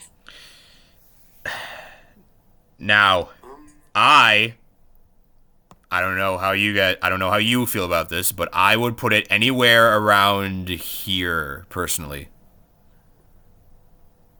Let's see. In the love this tier, around where Our Real Monsters and Fairly Odd Parents are. Yes. That's a good spot. Yeah. I think this is good. Yeah, okay. So now we're going to get to one of the more forgotten shows of the Nickelodeon history, The X's. I remember the X's. I remember watching the show. It's certainly a show of all time. I don't think it's actually pretty bad. I think there is some fun stuff that you can talk about it. It just there's a reason why it's forgotten. Yeah, there's a reason why it's forgotten, unfortunately. I've watched like about half of the episodes that aired because some of the episodes I couldn't find anywhere, which goes to show how lost this show really is. But like, I don't know. I don't think it's really anything special. I think the Spy Family aspect is cool, but I don't think they go full throttle with it. But which, to be fair, the X's only lasts for one season, but I think it really feels like a season one. If it got beyond a season one, I think it could have gotten better. But as it stands, we're just kind of left with a season one that just doesn't really do much for me. Yeah. I don't think we should put it in high mid, to be honest. I'm struggling because I feel like it should be here, like below Doug, honestly. Actually, never mind. Yeah, never mind. I think Doc has fortunately a better influence. Yeah, like, I mean, I can say some things about Doug that I don't mind, I guess, but like, yeah, no, the X's is just kind of like whatever. It happened. Yeah. All right. Must I also say, we were very much robbed of having Mr. Meaty on this list. Very, very true. I would have put that in S plus, baby. I'm kidding, obviously, but I do think Mr. Meaty's kind of overhated, low key. But anyways, though, Kappa Mikey, I have not seen this one. I have not seen this one either. All right, so we are gonna put that in the haven't seen column. Let's go. The second one, it's kind of insane. Yeah, the second one. All right. El Tigre, The Adventures of Manny Rivera. Oh yeah, I like this one. I think it's an underrated one. Growing up in like an environment when you're the only person of color in your And yeah, I think this is like the perfect show when it comes to representation. It teaches you a lot about the culture and such, and you just enjoy about the. It's just a very fun show, to be honest. I think I think the animation is actually pretty fluid, especially for a 2000 show. And yeah, I like it. All right, all right. I put it I put it in. I don't think you watched this one, right? I have watched it. I remember being like kind of just thinking it was okay. Mainly because I do agree that like I do like the fact that we have like something that is more Mexican on this network. I think that's very an interesting aspect of this that really you never see on a network like this. However, however, I feel like the ending of the show kind of hinders a lot of my enjoyment of the other episodes because I feel like they try to make it so obvious that he's gonna become a villain at the end. Like it's just so obvious when you're watching it. It's like this guy's obviously gonna become a villain at the end. There's no reason why he wouldn't. But because Nickelodeon did this stupid poll on their .com site for like where do you want El Tigre to be at the end? Do you want him to be good or be bad? And of course, all the fan base said all the kids said like, "Oh, we want him to be good in the end." So they made him be good at the end because, fantastic. And I can't lie. I think the finales, the final few episodes, are the ones that I haven't seen personally. But because usually with shows like this, that doesn't bother me. But with like a show like this that it has such an obvious outcome, and then they completely change it at the end because of the voting for the kids fan base, that bothers me.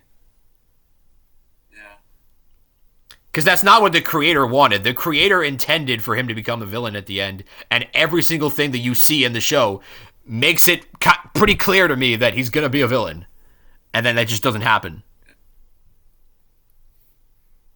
yeah. I'll give it to you though. I'm sure it's I don't mind the show. I don't think it's like mid or anything. I think it's fine.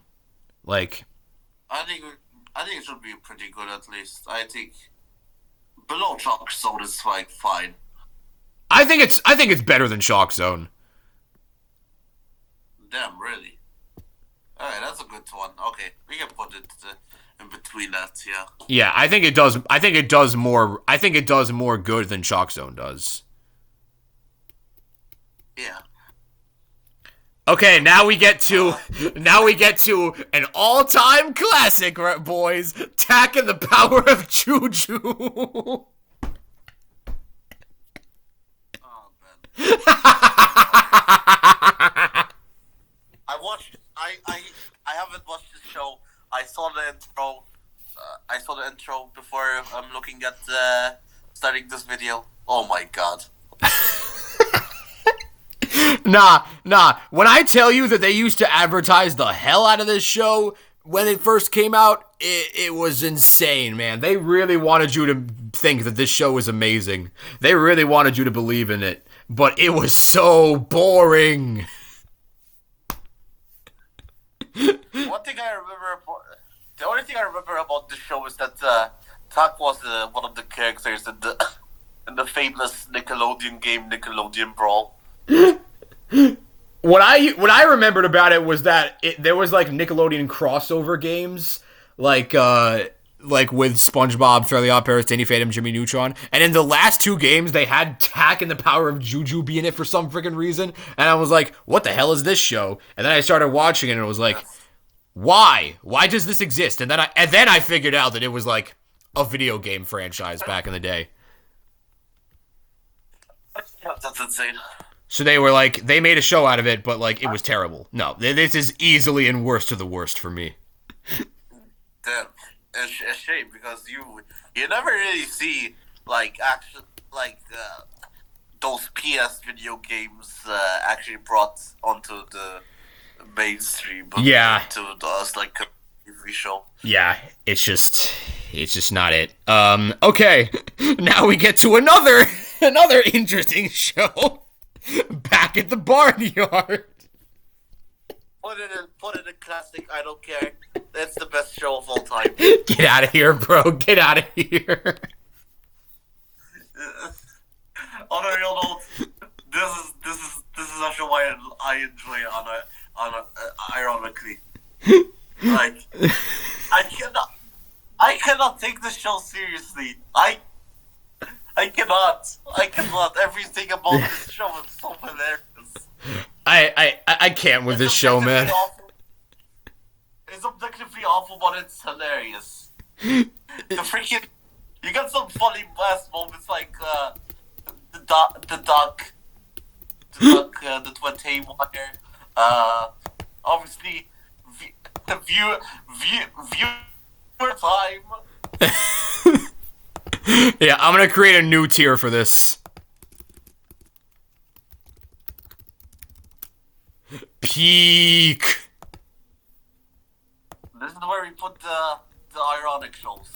Yeah, this is where we're gonna put Back in the Barnyard, baby. Peak. Yep.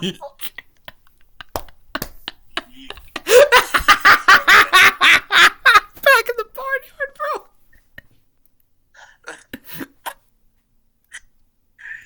Yeah, I expect a lot of shows, and I expect a lot of shows just coming forward. I don't think there's gonna be many of them, honestly. I think there's gonna be like a few, but not very many. Oh my god. Okay, next up is The Mighty Bee. Pretty serviceable show. I mean, I enjoyed a lot of stuff about it. This show was always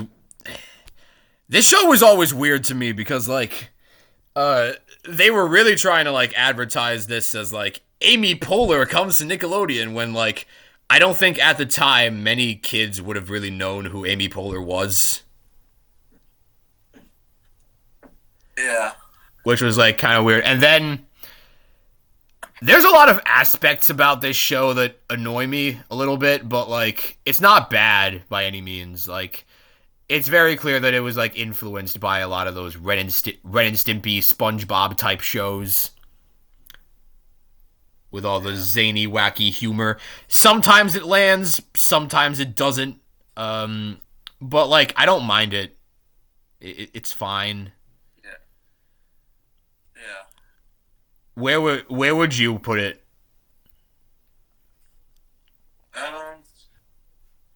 Probably below Chalk Sold.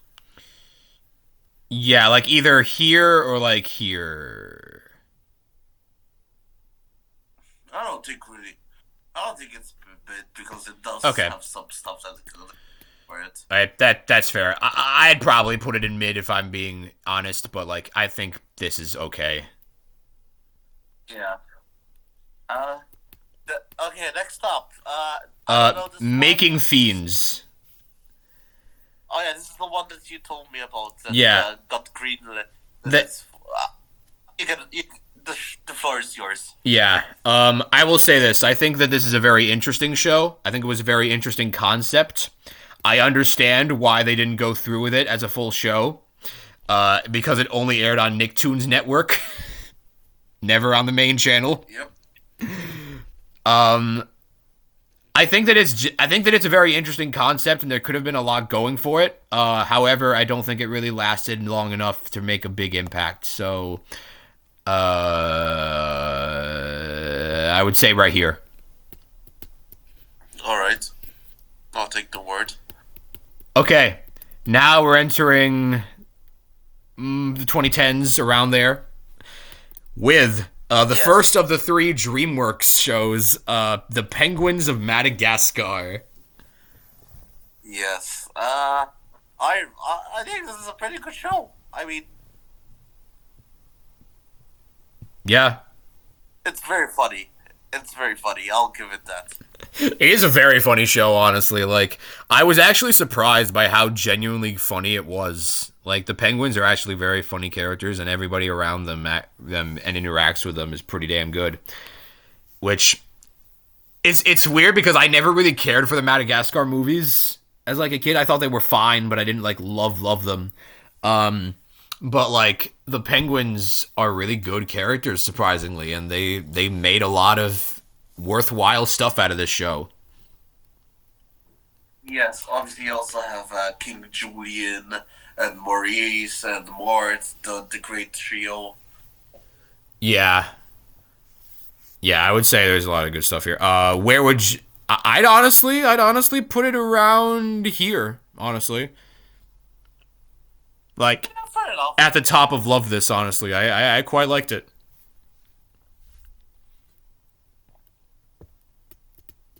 Yeah, we can put it there. Yeah. Yeah, I quite enjoyed it. I quite enjoyed it. Okay. Next. Oh God. Oh God, kill me now. Next up is Fanboy and Chum Chum.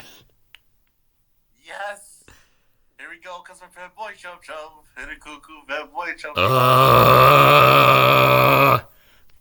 I fucking hate how much I enjoyed this show, I'm not gonna lie. I hate this show so much. I grew up watching it a lot. It may or may not have intercepted my brain now that I'm fully dumb, but like I enjoyed it.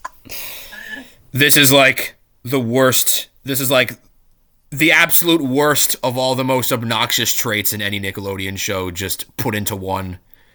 Everything about this show is so annoying. I think there are worse shows, but obviously it's Fatboy and Chum Chum. I mean, Everything about this show is just the worst. Just the theme song is the worst. The characters are the worst. Everybody around has to have the most obnoxious voice possible, and everybody has to scream at the top of their lungs like, "Ugh!" Plus, it has a lot of terrible, gross out humor, and just everything about it is just the worst. Just, there's nothing else to say. And like, I have seen some people defend it for some reason, and I'm just like, it's gonna be that way through the rest of time, where it's like the kids that grew up with it are gonna grow up and be like, no, this actually was amazing, but like, no, it wasn't. You're only saying it because you watched it as a kid. No, you didn't. No, it's terrible. It's absolutely terrible. okay, we're putting this in the worst of the worst. I can get behind Back at the Barnyard being peak, but I cannot get behind Fanboy and Chum Chum at all. Oh man, Fatboy and Chum Chum, man, what a show. Okay, next up, another just fantastic show, Planet Sheen. Okay, this one is awful. As much as I want to give leeway, it's because the Sheen actor passed away recently. This is objectively a terrible show. This is not good.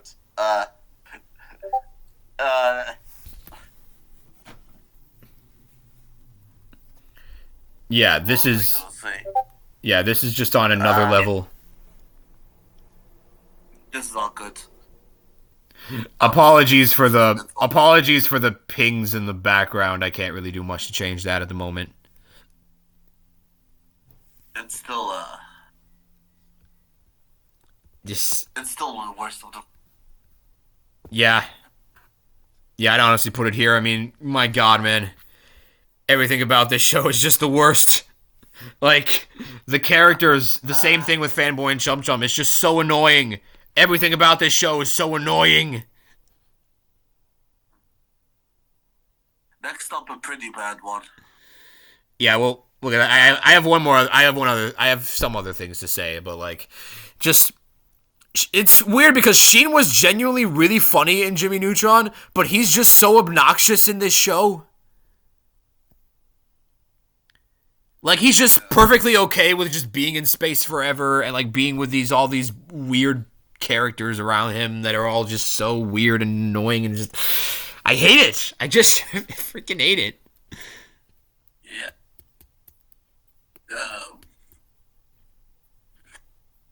Yeah, we can put it there. Yeah, I think it is probably worse than Fanboy and Chum Chum. Yeah. Uh, Next up is Awesome. Tough Puppy. Tough, tough, tough puppy. Holy mid central. Holy Mid Central, yeah. Um, I'm annoyed with this show. I fucking hate the character. That's fair. I do not like him. Uh, This is really where but like the then, Butch Hartman degradation starts really hitting because like this isn't like a bad show, but it's just so mediocre. There's nothing that stands out about it. Pretty much every joke you've seen on Tough Puppy, you will see in every other Butch Hartman show, probably done better. yep. Um, yeah, there's not really anything to say about it other than like it's just generic slop, like It's just really generic, detective yeah. slop. It's generic detective slop that really isn't interesting. Yeah, like would you put it above the X's or below the X's? Oh, definitely below the X's. At least the X's had. I could understand the plot. It could have been potentially better, but Tough Puppy should have never been on. I don't think there's any universe where Tough Puppy was ever gonna be good. Yeah, well, the thing is, I don't hate this show. I would honestly, I think it's more so mid than not good. I would put it more so mid, personally. I think the X's have potential. I think the X's are better. Yeah, no, I have it above, I have it below the X's. It's all good. Yeah. Okay. Next up. Wait, well, yeah, no. Where would you put Tough Puppy exactly? Like generally speaking. The high of not. A high of not. The upper section of not good, but I mean we could live with mid. Yeah, no, I think it's more so just mid. You know, I'm not like personally offended. I'm not personally offended by it or anything. It's just not interesting at all. It's just stuff I've seen before many times Yeah. and done better. Okay. All right, Winx next Club. up is Winx Club. I have not seen this one. Only my sister has seen that one and she enjoys it. I don't think this is a show that I would personally enjoy, but you know it's mostly just stuff for little girls. You know, I Yeah, I don't I don't think we can really properly judge this one. So haven't seen. yeah. Oh, okay. Next one. Okay, Kung Fu Panda: Let's talk Legends of Kung Fu Panda. Awesomeness. Yeah. First off, one of the most awesome Nickelodeon theme songs. Not gonna lie. Hear the legends of the Kung Fu Panda. Racing a new shop and taking a cowboy a claim. He climbed the mount up and then tore your name. Ooh, ha, ha, Kung Fu Panda. Yeah, I like this it's a show. good theme I think song. That's definitely true. I like this show. It's pretty serviceable. I Yeah. don't think it's like great. I don't think like it's great because it's still like DreamWorks stuff, and I'm not huge on the shows. Like the only one is Madagascar. Yeah, I like I think Penguins that's a weird. lot more than I did this show, but it's not a bad show by any means. I like it. It's I'd say it's good. It's pretty good. I think it's like I think it's probably like between Rugrats, between Angry Beavers and LT grade, to be honest. Yeah, I would put it around there too. Yes. That's where I would also put it. It's a good Yeah. serviceable like remake of like the whole Kung Fu Panda series into that a whole series. So it does its job. Yeah. It's serviceable. Yeah. Okay, Oh my next one is gonna be interesting. Very interesting. We have the Legend of Korra. I don't. Uh, I don't think it's the worst thing ever. It's not. I don't think it's really that good. But them, people do actually treat it as the spawn of Satan. It's really either one of two things. You either think that it's the greatest thing since sliced bread, or like the worst thing since the worst thing since like Satan. I think it's like, I don't really think it's horrible, but like, obviously it's definitely no Avatar last Endbender. Yeah, no. Anybody that tries to claim that Korra is like just as good as Avatar is just incorrect. I don't think it's on that level. In my personal opinion, I just don't think it's on that level. There is some good stuff in it. Like, I do think once we get past the growing pains, I do think that there are moments in this show that do get just as good as Avatar. Like, I think the entirety of season 3 is very much on the level of Avatar, no question. Yeah, it's just needed. It's just needed to like build up to that. Yeah. It takes a bit of a while. Yeah, plus there are just a lot of very egregious character flaws that I just, like, somewhat can't really get behind too much. Like, Korra's characterization throughout a lot of the show is very wonky. Yeah. I think the whole love triangle arc with her, Mako, and Asami is terrible. Yeah. I think she does get better over time. Like, I would say season 3, she's really good, and then season 4, I don't love season 4, but like it's still a good ending. I think some of the reason why I didn't quite enjoy season 4 as much is because of the way that Nickelodeon treated that season, where they didn't even air it on the main network, they aired it on Nick.com. That's awesome. Yeah, they treated this show terribly. Yeah. I don't know. I don't know where I'd put this one.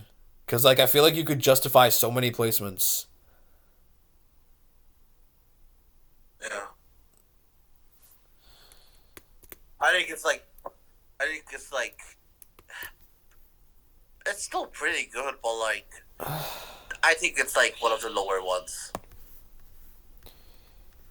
It kind of just feels wrong to me to, like, have it, like, that low to me. Like, I'd probably put it, like, I don't know. Are you?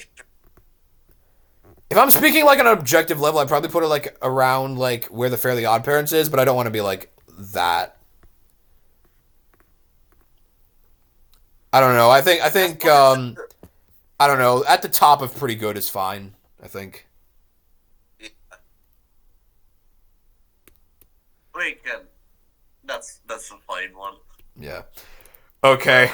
Next is oh god. Next is Robot and Monster. Okay, hear me out. I don't hate this one. Hear me out.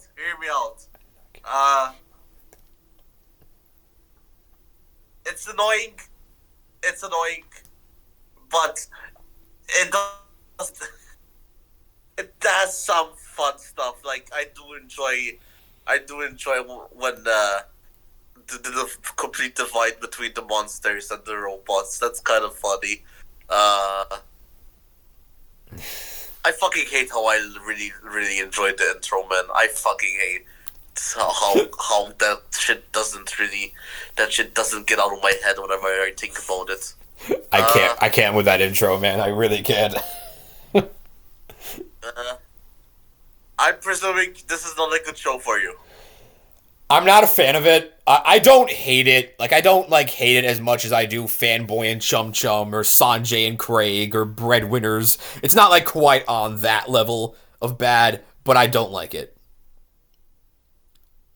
I think we can come up with a not good. Yeah, it's like, it's very similar to a lot of those shows, but I just don't like it. I don't find any of the stuff to be funny. I just find it more so annoying than anything else. Yeah.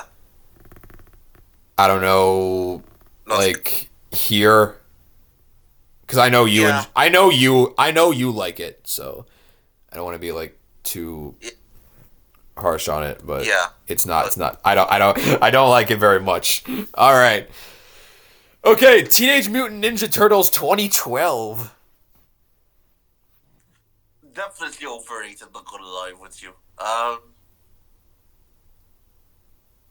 think there is some stuff that I enjoy about it, but damn, if you say this is the best version of Ninja Turtles, you are obviously lying to yourself.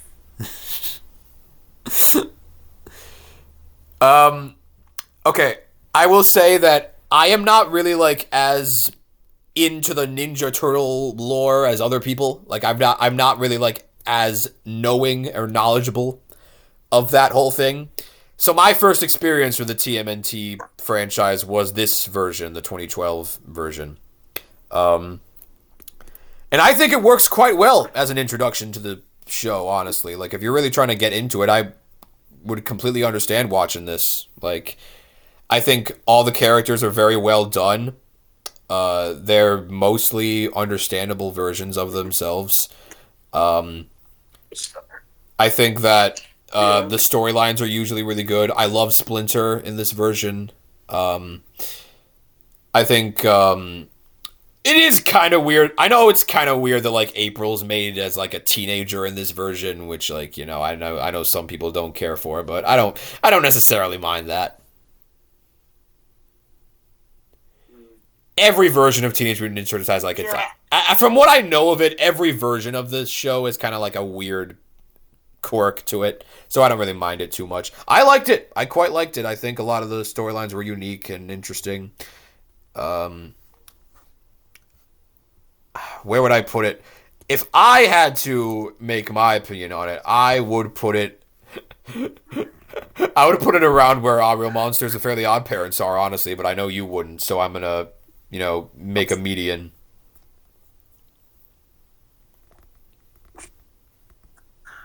Yeah, I guess so. I don't know, maybe like. I'd honestly put it like at the bottom of Love This then, honestly, because like I really Yeah. do, I really do think this is a really good show. Yeah, that's fine. Um, yeah, Yeah, I guess. Yeah.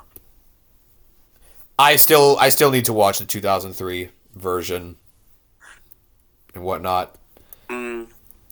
Oh boy, monsters versus aliens. I never watched this show. I have to give the floor on you. It's bad.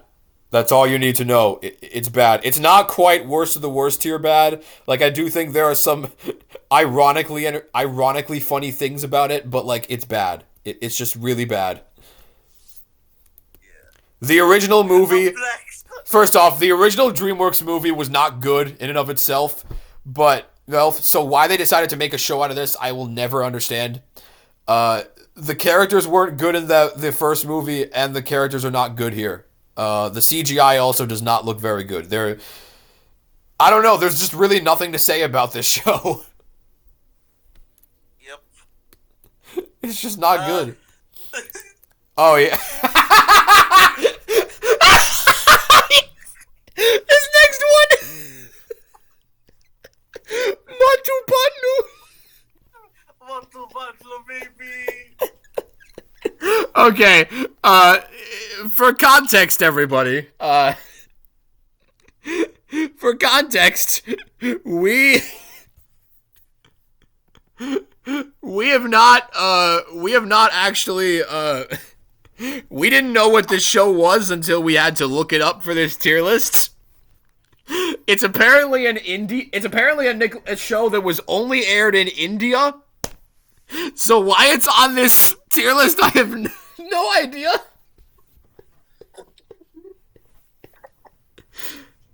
There was apparently like a popular meme of them doing the dab in this show.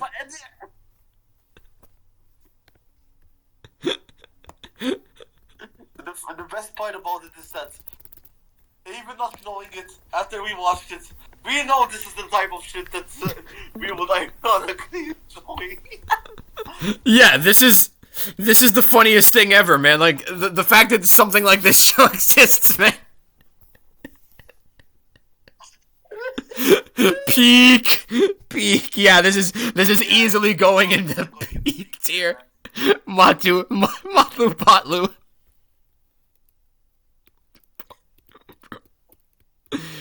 God, man, why is it on the tier list, bro? Okay. Now we get to something that very much is not peak in Sanjay and Craig. I fucking do not like this. I really do not like this either. Ugh. It's a very bad show. Sanjay and Craig is not a good.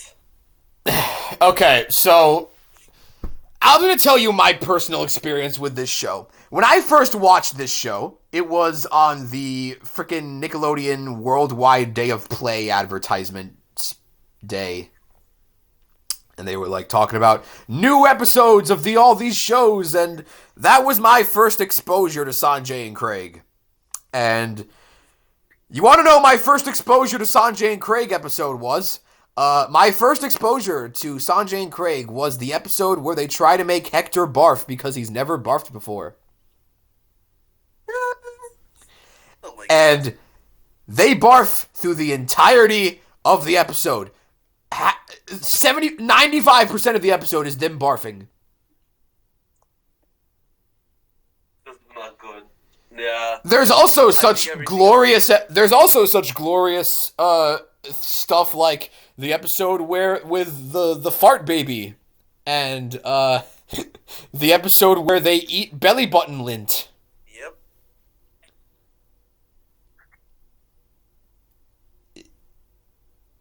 Yep. God, man.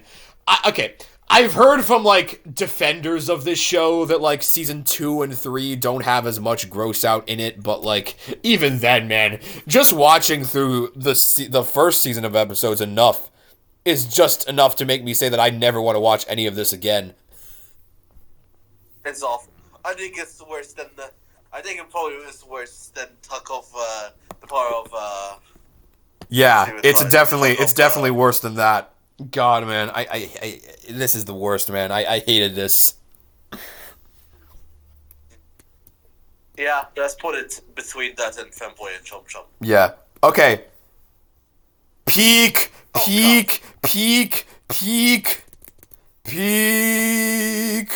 We are not putting grabs in the Yes, we are, bro. Yes, we are.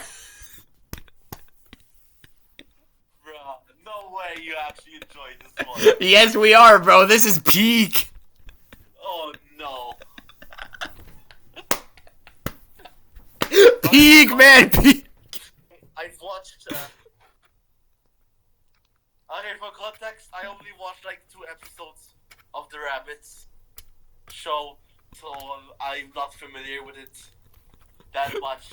But I know it's fucking insufferable because I used to be like I used to play a lot of Rayman, and obviously the Rabbits are huge characters there, and I also had owned some of the Rabbit games on the Wii. I did as well. What an experience. Listen, I know that this show is... Listen, I know that this is objectively a terrible show, but I don't care, man. Rabbids Invasion is peak brain rot.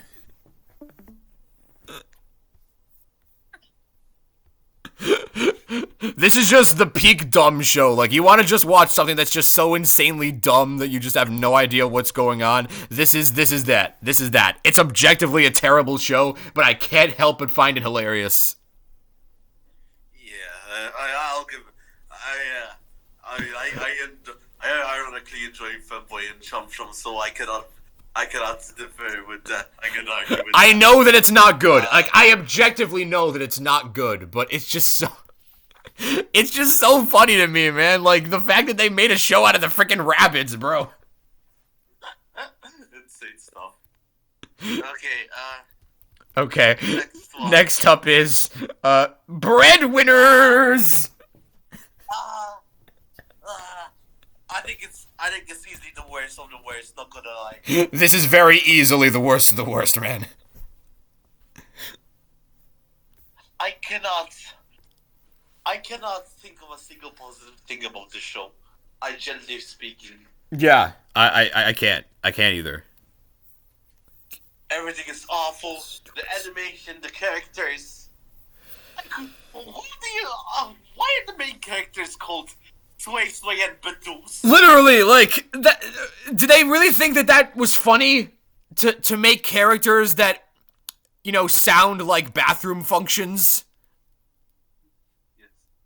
Also, oh my god, the fucking intro. The intro is just, the intro is the worst. The characters are so obnoxious. There are so many, there's so much butts. Come on, duckies, cause we're having a dog.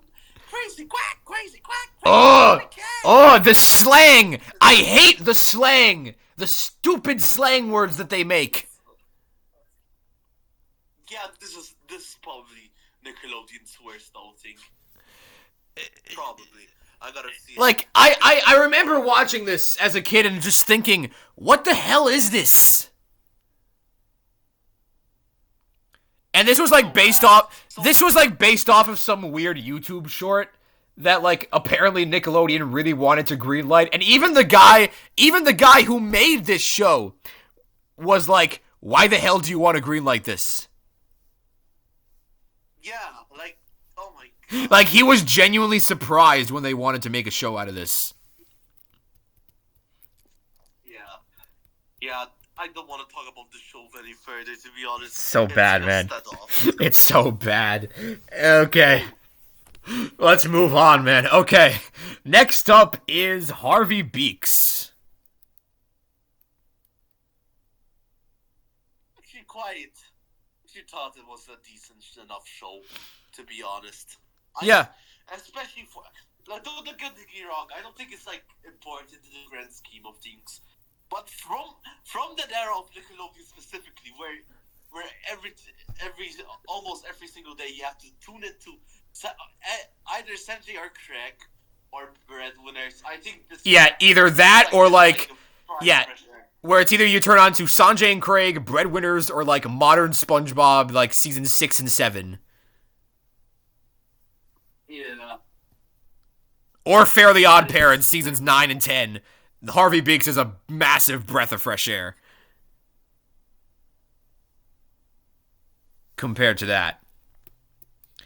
I think this is like more into a Nick Jr. show, which is why I don't rate it as much, because I do think it's like very, very, very, very relaxing and calm.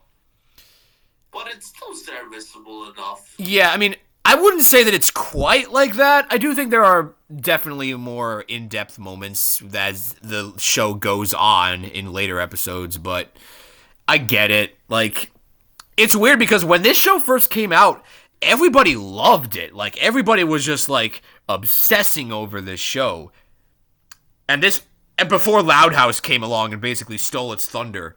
But, like, this show is good. Like, I liked it. There was some genuine heartfelt moments, especially near the end, where, like, the finale of Harvey Beaks is genuinely sad, really tragic.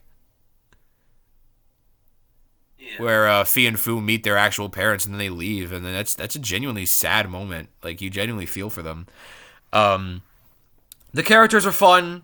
Like, there's a lot of fun stuff that happens in it. C.H. Greenblatt was the creator of it, and I love C.H. Greenblatt. He wrote for a lot of the best SpongeBob episodes. He also created Chowder, which is a very underrated show. Yeah. I liked it. I don't think it's amazing. I wouldn't say that it's something that I, like, go back to an immense degree. But, like, I'd probably put it around between Angry Beavers and Kung Fu Panda here, honestly. Yeah. Yeah. I put it around here. It's good. It's serviceable. Yeah. This is going right here. This is going right here. I don't want to even think about this. This is the. Okay. Hear me out. I don't want to even talk about this. I think this show is awful, but my hot take is, I have to point this out. I enjoyed the Chipmunk movies, so I'm gonna lie. And I mean, I will say, the Chipmunk movies look 10 times better than this. This is very bad. The animation is so horrific. I can't look at it. Ugh.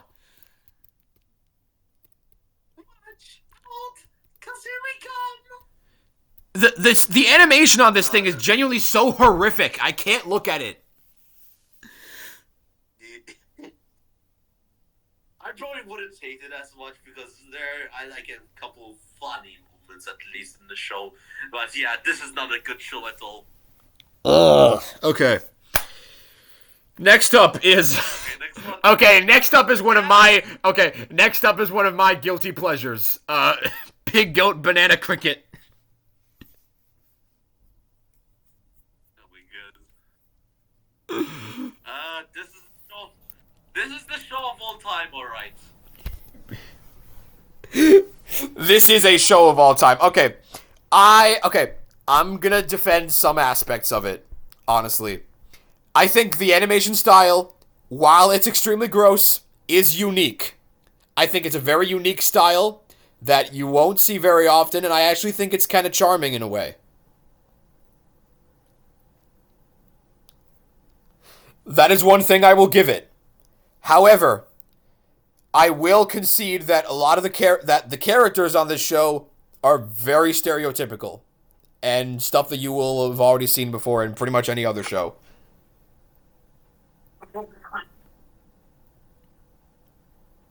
One thing I'll say though is, unfortunately, I hate this.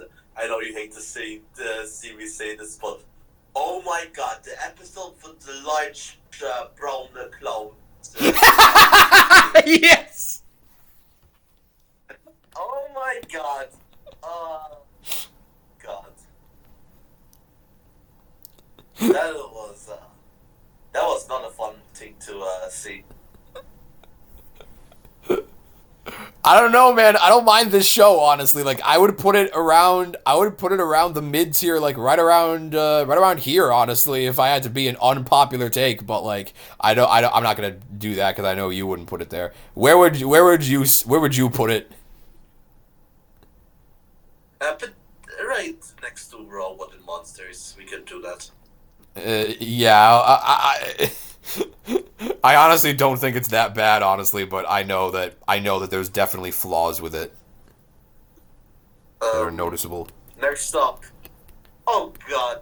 Okay, next up, we're gonna have probably easily the most popular Nicktoon of the 2010s, The Loud House. Okay, let me just point out, if we had to rank every single cartoon based on their fan base, this is easily going in the worst of the worst. It might be the worst of all time, not gonna lie. I agree. It's even worse than the Invader Zim fan base, which is quite. It's even worse than the Invader Zim fan base, which is quite the accomplishment. However, as much as I hate to say this,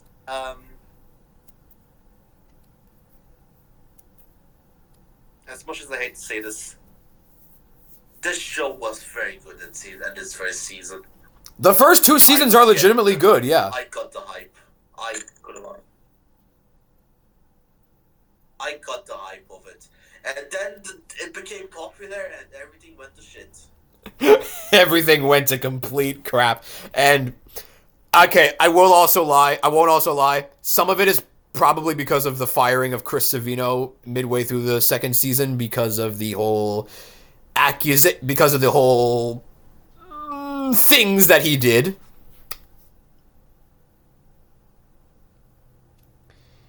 Yeah, Chris Savino is a very bad person, and we're not going to get into that. But, yeah, after he left in season 3 onwards, this just became not good.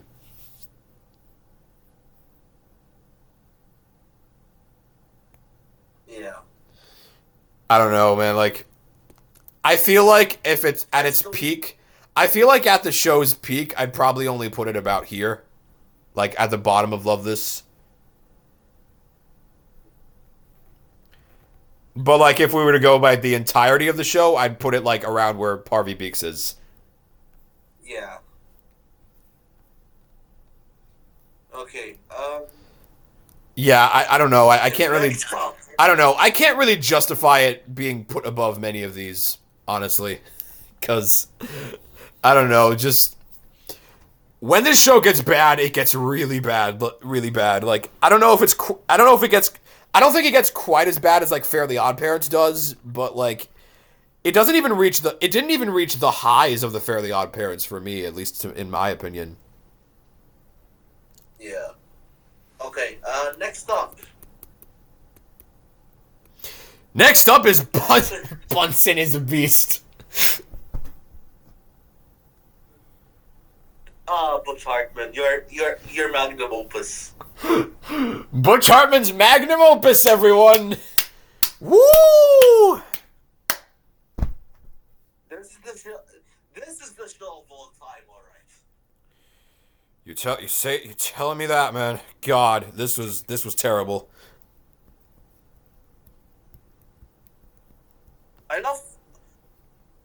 Not a single one of the human characters looks like anything from the first three Butch Hartman series. Not gonna lie. Yeah, like I can't, man. I really can't. The voices on all of the characters are so obnoxious. It is. I don't know why they had to make every single voice just the absolute worst. Don't forget about Bunsen himself. Yeah, the Bunsen's voice especially is just the worst. The animation is just awful. Everything about this is just terrible.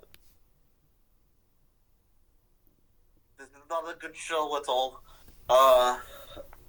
I don't know. I don't think it's quite as bad as like the other stuff in Worst for the Worst, but it's bad, man. I think it's like below Monsters vs. Aliens. Yeah, it's bad, man. It's really bad. Yeah, it's not good at all. Okay, next up is Welcome to the Wayne, which I'm gonna be real, I haven't seen. Let's see. Which one is it? Welcome to the Wayne. I don't know. We have to skip. Haven't seen that one. Yeah, I haven't seen it. Oh God. Oh God. I love how we said that in unison. Because we know this is terrible. The Adventures of Kid Danger.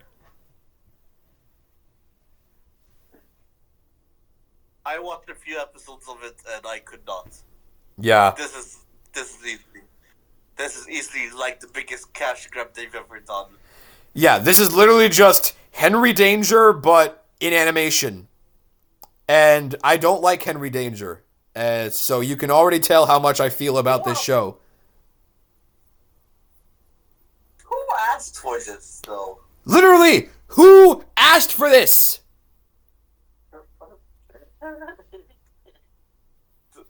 The one or two Henry Danger, OG Henry Danger fans, man. What have you done?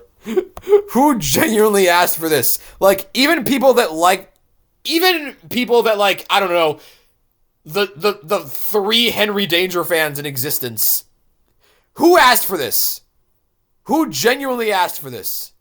I don't even think people that liked Henry Danger would say that they wanted this. You know what we were up though? Actually, a game shakers animated series. Oh my God! Get out of here, bro! Get out of here. Okay, we can probably go through the rest of these rather quickly because I haven't seen most of these. Okay, Rise of the Teenage Mutant Ninja Turtles. I watched like 2 episodes, so I don't have a full opinion on it, to be honest. I watched like most of the first season. It very much felt like a first season. I don't know. I know every version of Teenage Mutant Ninja Turtles is unique, but I think I've just became so used to the 2012 versions that I couldn't really appreciate this version as much as I maybe should have. Like, Yeah. they spend most of the first season making Splinter be like a complete shell of himself, which is like so weird. But like he does eventually get back to being Splinter near the end. Um, I had to get. It took me a long time to get used to the art style. It looks really good, but like it just I'm so used to the 2012 version that I'm just like I couldn't get used to it. I don't know. I'd put it around here, like between Harvey Beaks and Kung Fu Panda, because like Yeah. I don't know. I can't really look at it objectively speaking. And maybe if I like rewatch it, it would be higher. But I don't know. I need to rewatch it. Yeah. Okay. Pinky Malinky. I have not. Pinky Malinky. I have not seen. So Neither have I to be neither have I to be honest. But yeah, this looks like a terrible show. it does not look good. Yeah. What even is this? Moguls? Mogul something. I don't know. I haven't seen it. Yeah, what the fuck? Neither have I. I haven't seen it. Okay. I have seen this one. I have seen this one. This is the Casa Grandes, the spin-off of the Loud House. This was with I watched this one. this is with Ronnie Ann's family, which is I'm gonna be real. This show is nothing special. It is literally just the Loud House, but with the Casa Grande family instead. Yeah, it's pretty good. There was no reason for this show to exist. It's not bad. It's not offensive. But there is no reason. There is actively no reason for this show to exist. Yeah. Um, Okay. it's Pony. It's Pony. I watched like one episode. I watched like one episode. It seems pretty bland. But like I don't have like a huge opinion on it. Yeah. Yeah. Okay, Glitch Tex. I've actually heard a lot of good things about Glitch Tex, actually. I haven't seen this one, unfortunately. I haven't either, but like I've heard a lot of good things about Glitch Tex. I do want to eventually watch it because I do think I'd enjoy it. Alright. Yeah. I mean, yeah. Oh god. I refuse to watch this. This is not good. I refuse to watch this under any circumstances. Not, and for the record, it's not mainly because of the whole Steven Hillenburg defailing his grave thing, because I know that there's some debate. I know that there's some debate on whether or not that's actually true, so I'm not going to go too deep into that. But I just don't want to watch this show because I know I'd hate it. Yeah. And then this, the Rugrats CGI reboot. What the hell? You see, Rocco's Modern Life did the right thing by doing 2D animation. Same thing with the Hey Arnold movie and the Invader Zim movie. Both of those were pretty good too. Yeah. I don't know. I don't know. Did you ever watch this? I haven't watched this, to be honest, but it looks crap. It looks really bad, yeah. And then Yes! Yes! Oh my god! the Patrick Star Show. I saw the one clip of Oh Bubble my Bass. god. This is a show. I saw the one clip of Bubble Bass pretending to be the nostalgia critic, and that's all I've seen.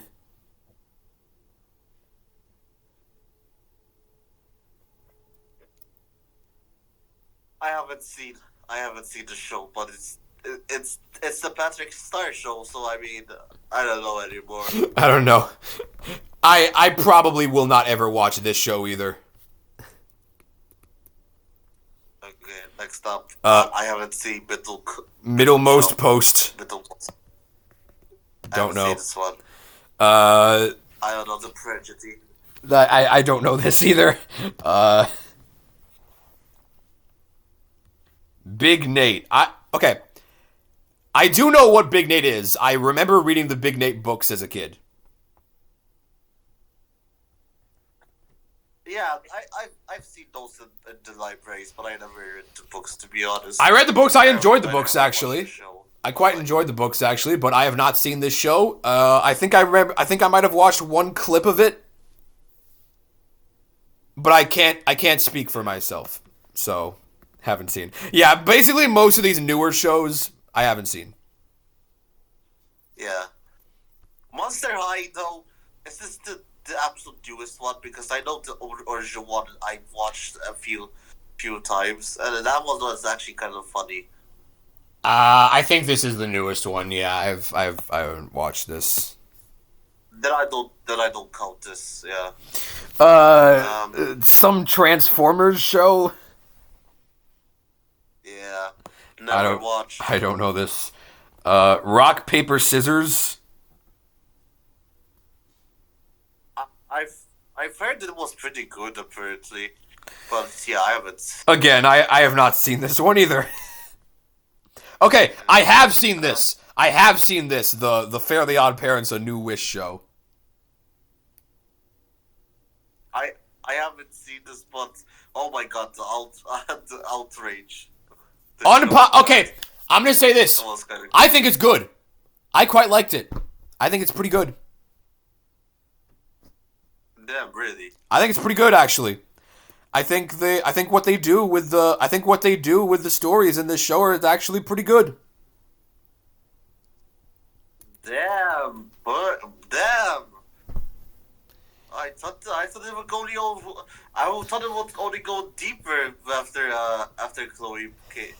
It's not okay. Introduced, This but I think this is like I think they needed a fresh change of scenery. I think this is actually not bad. yeah.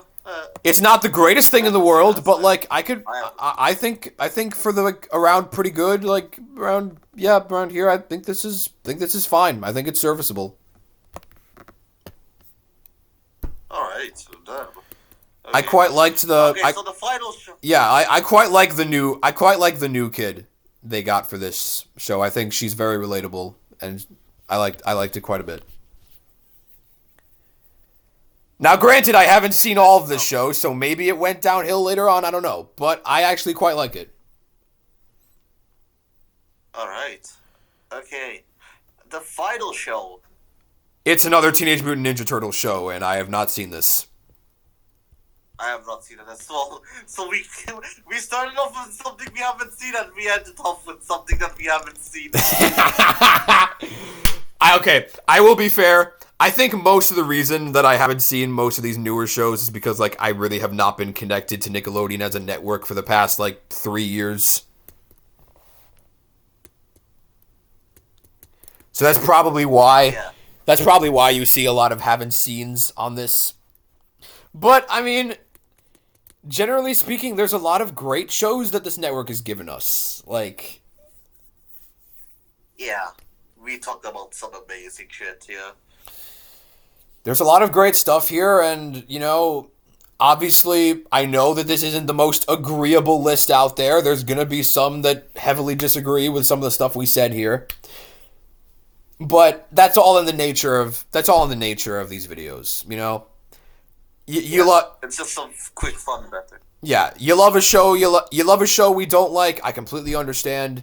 And if you don't like a show that we love, that's completely fine too. Like, I really don't mind if you guys disagree with anything that we say. This is all our opinion. Yeah. Yeah. And obviously, Yeah. these are the three best shows, obviously. Yeah. Matu Palu, bro.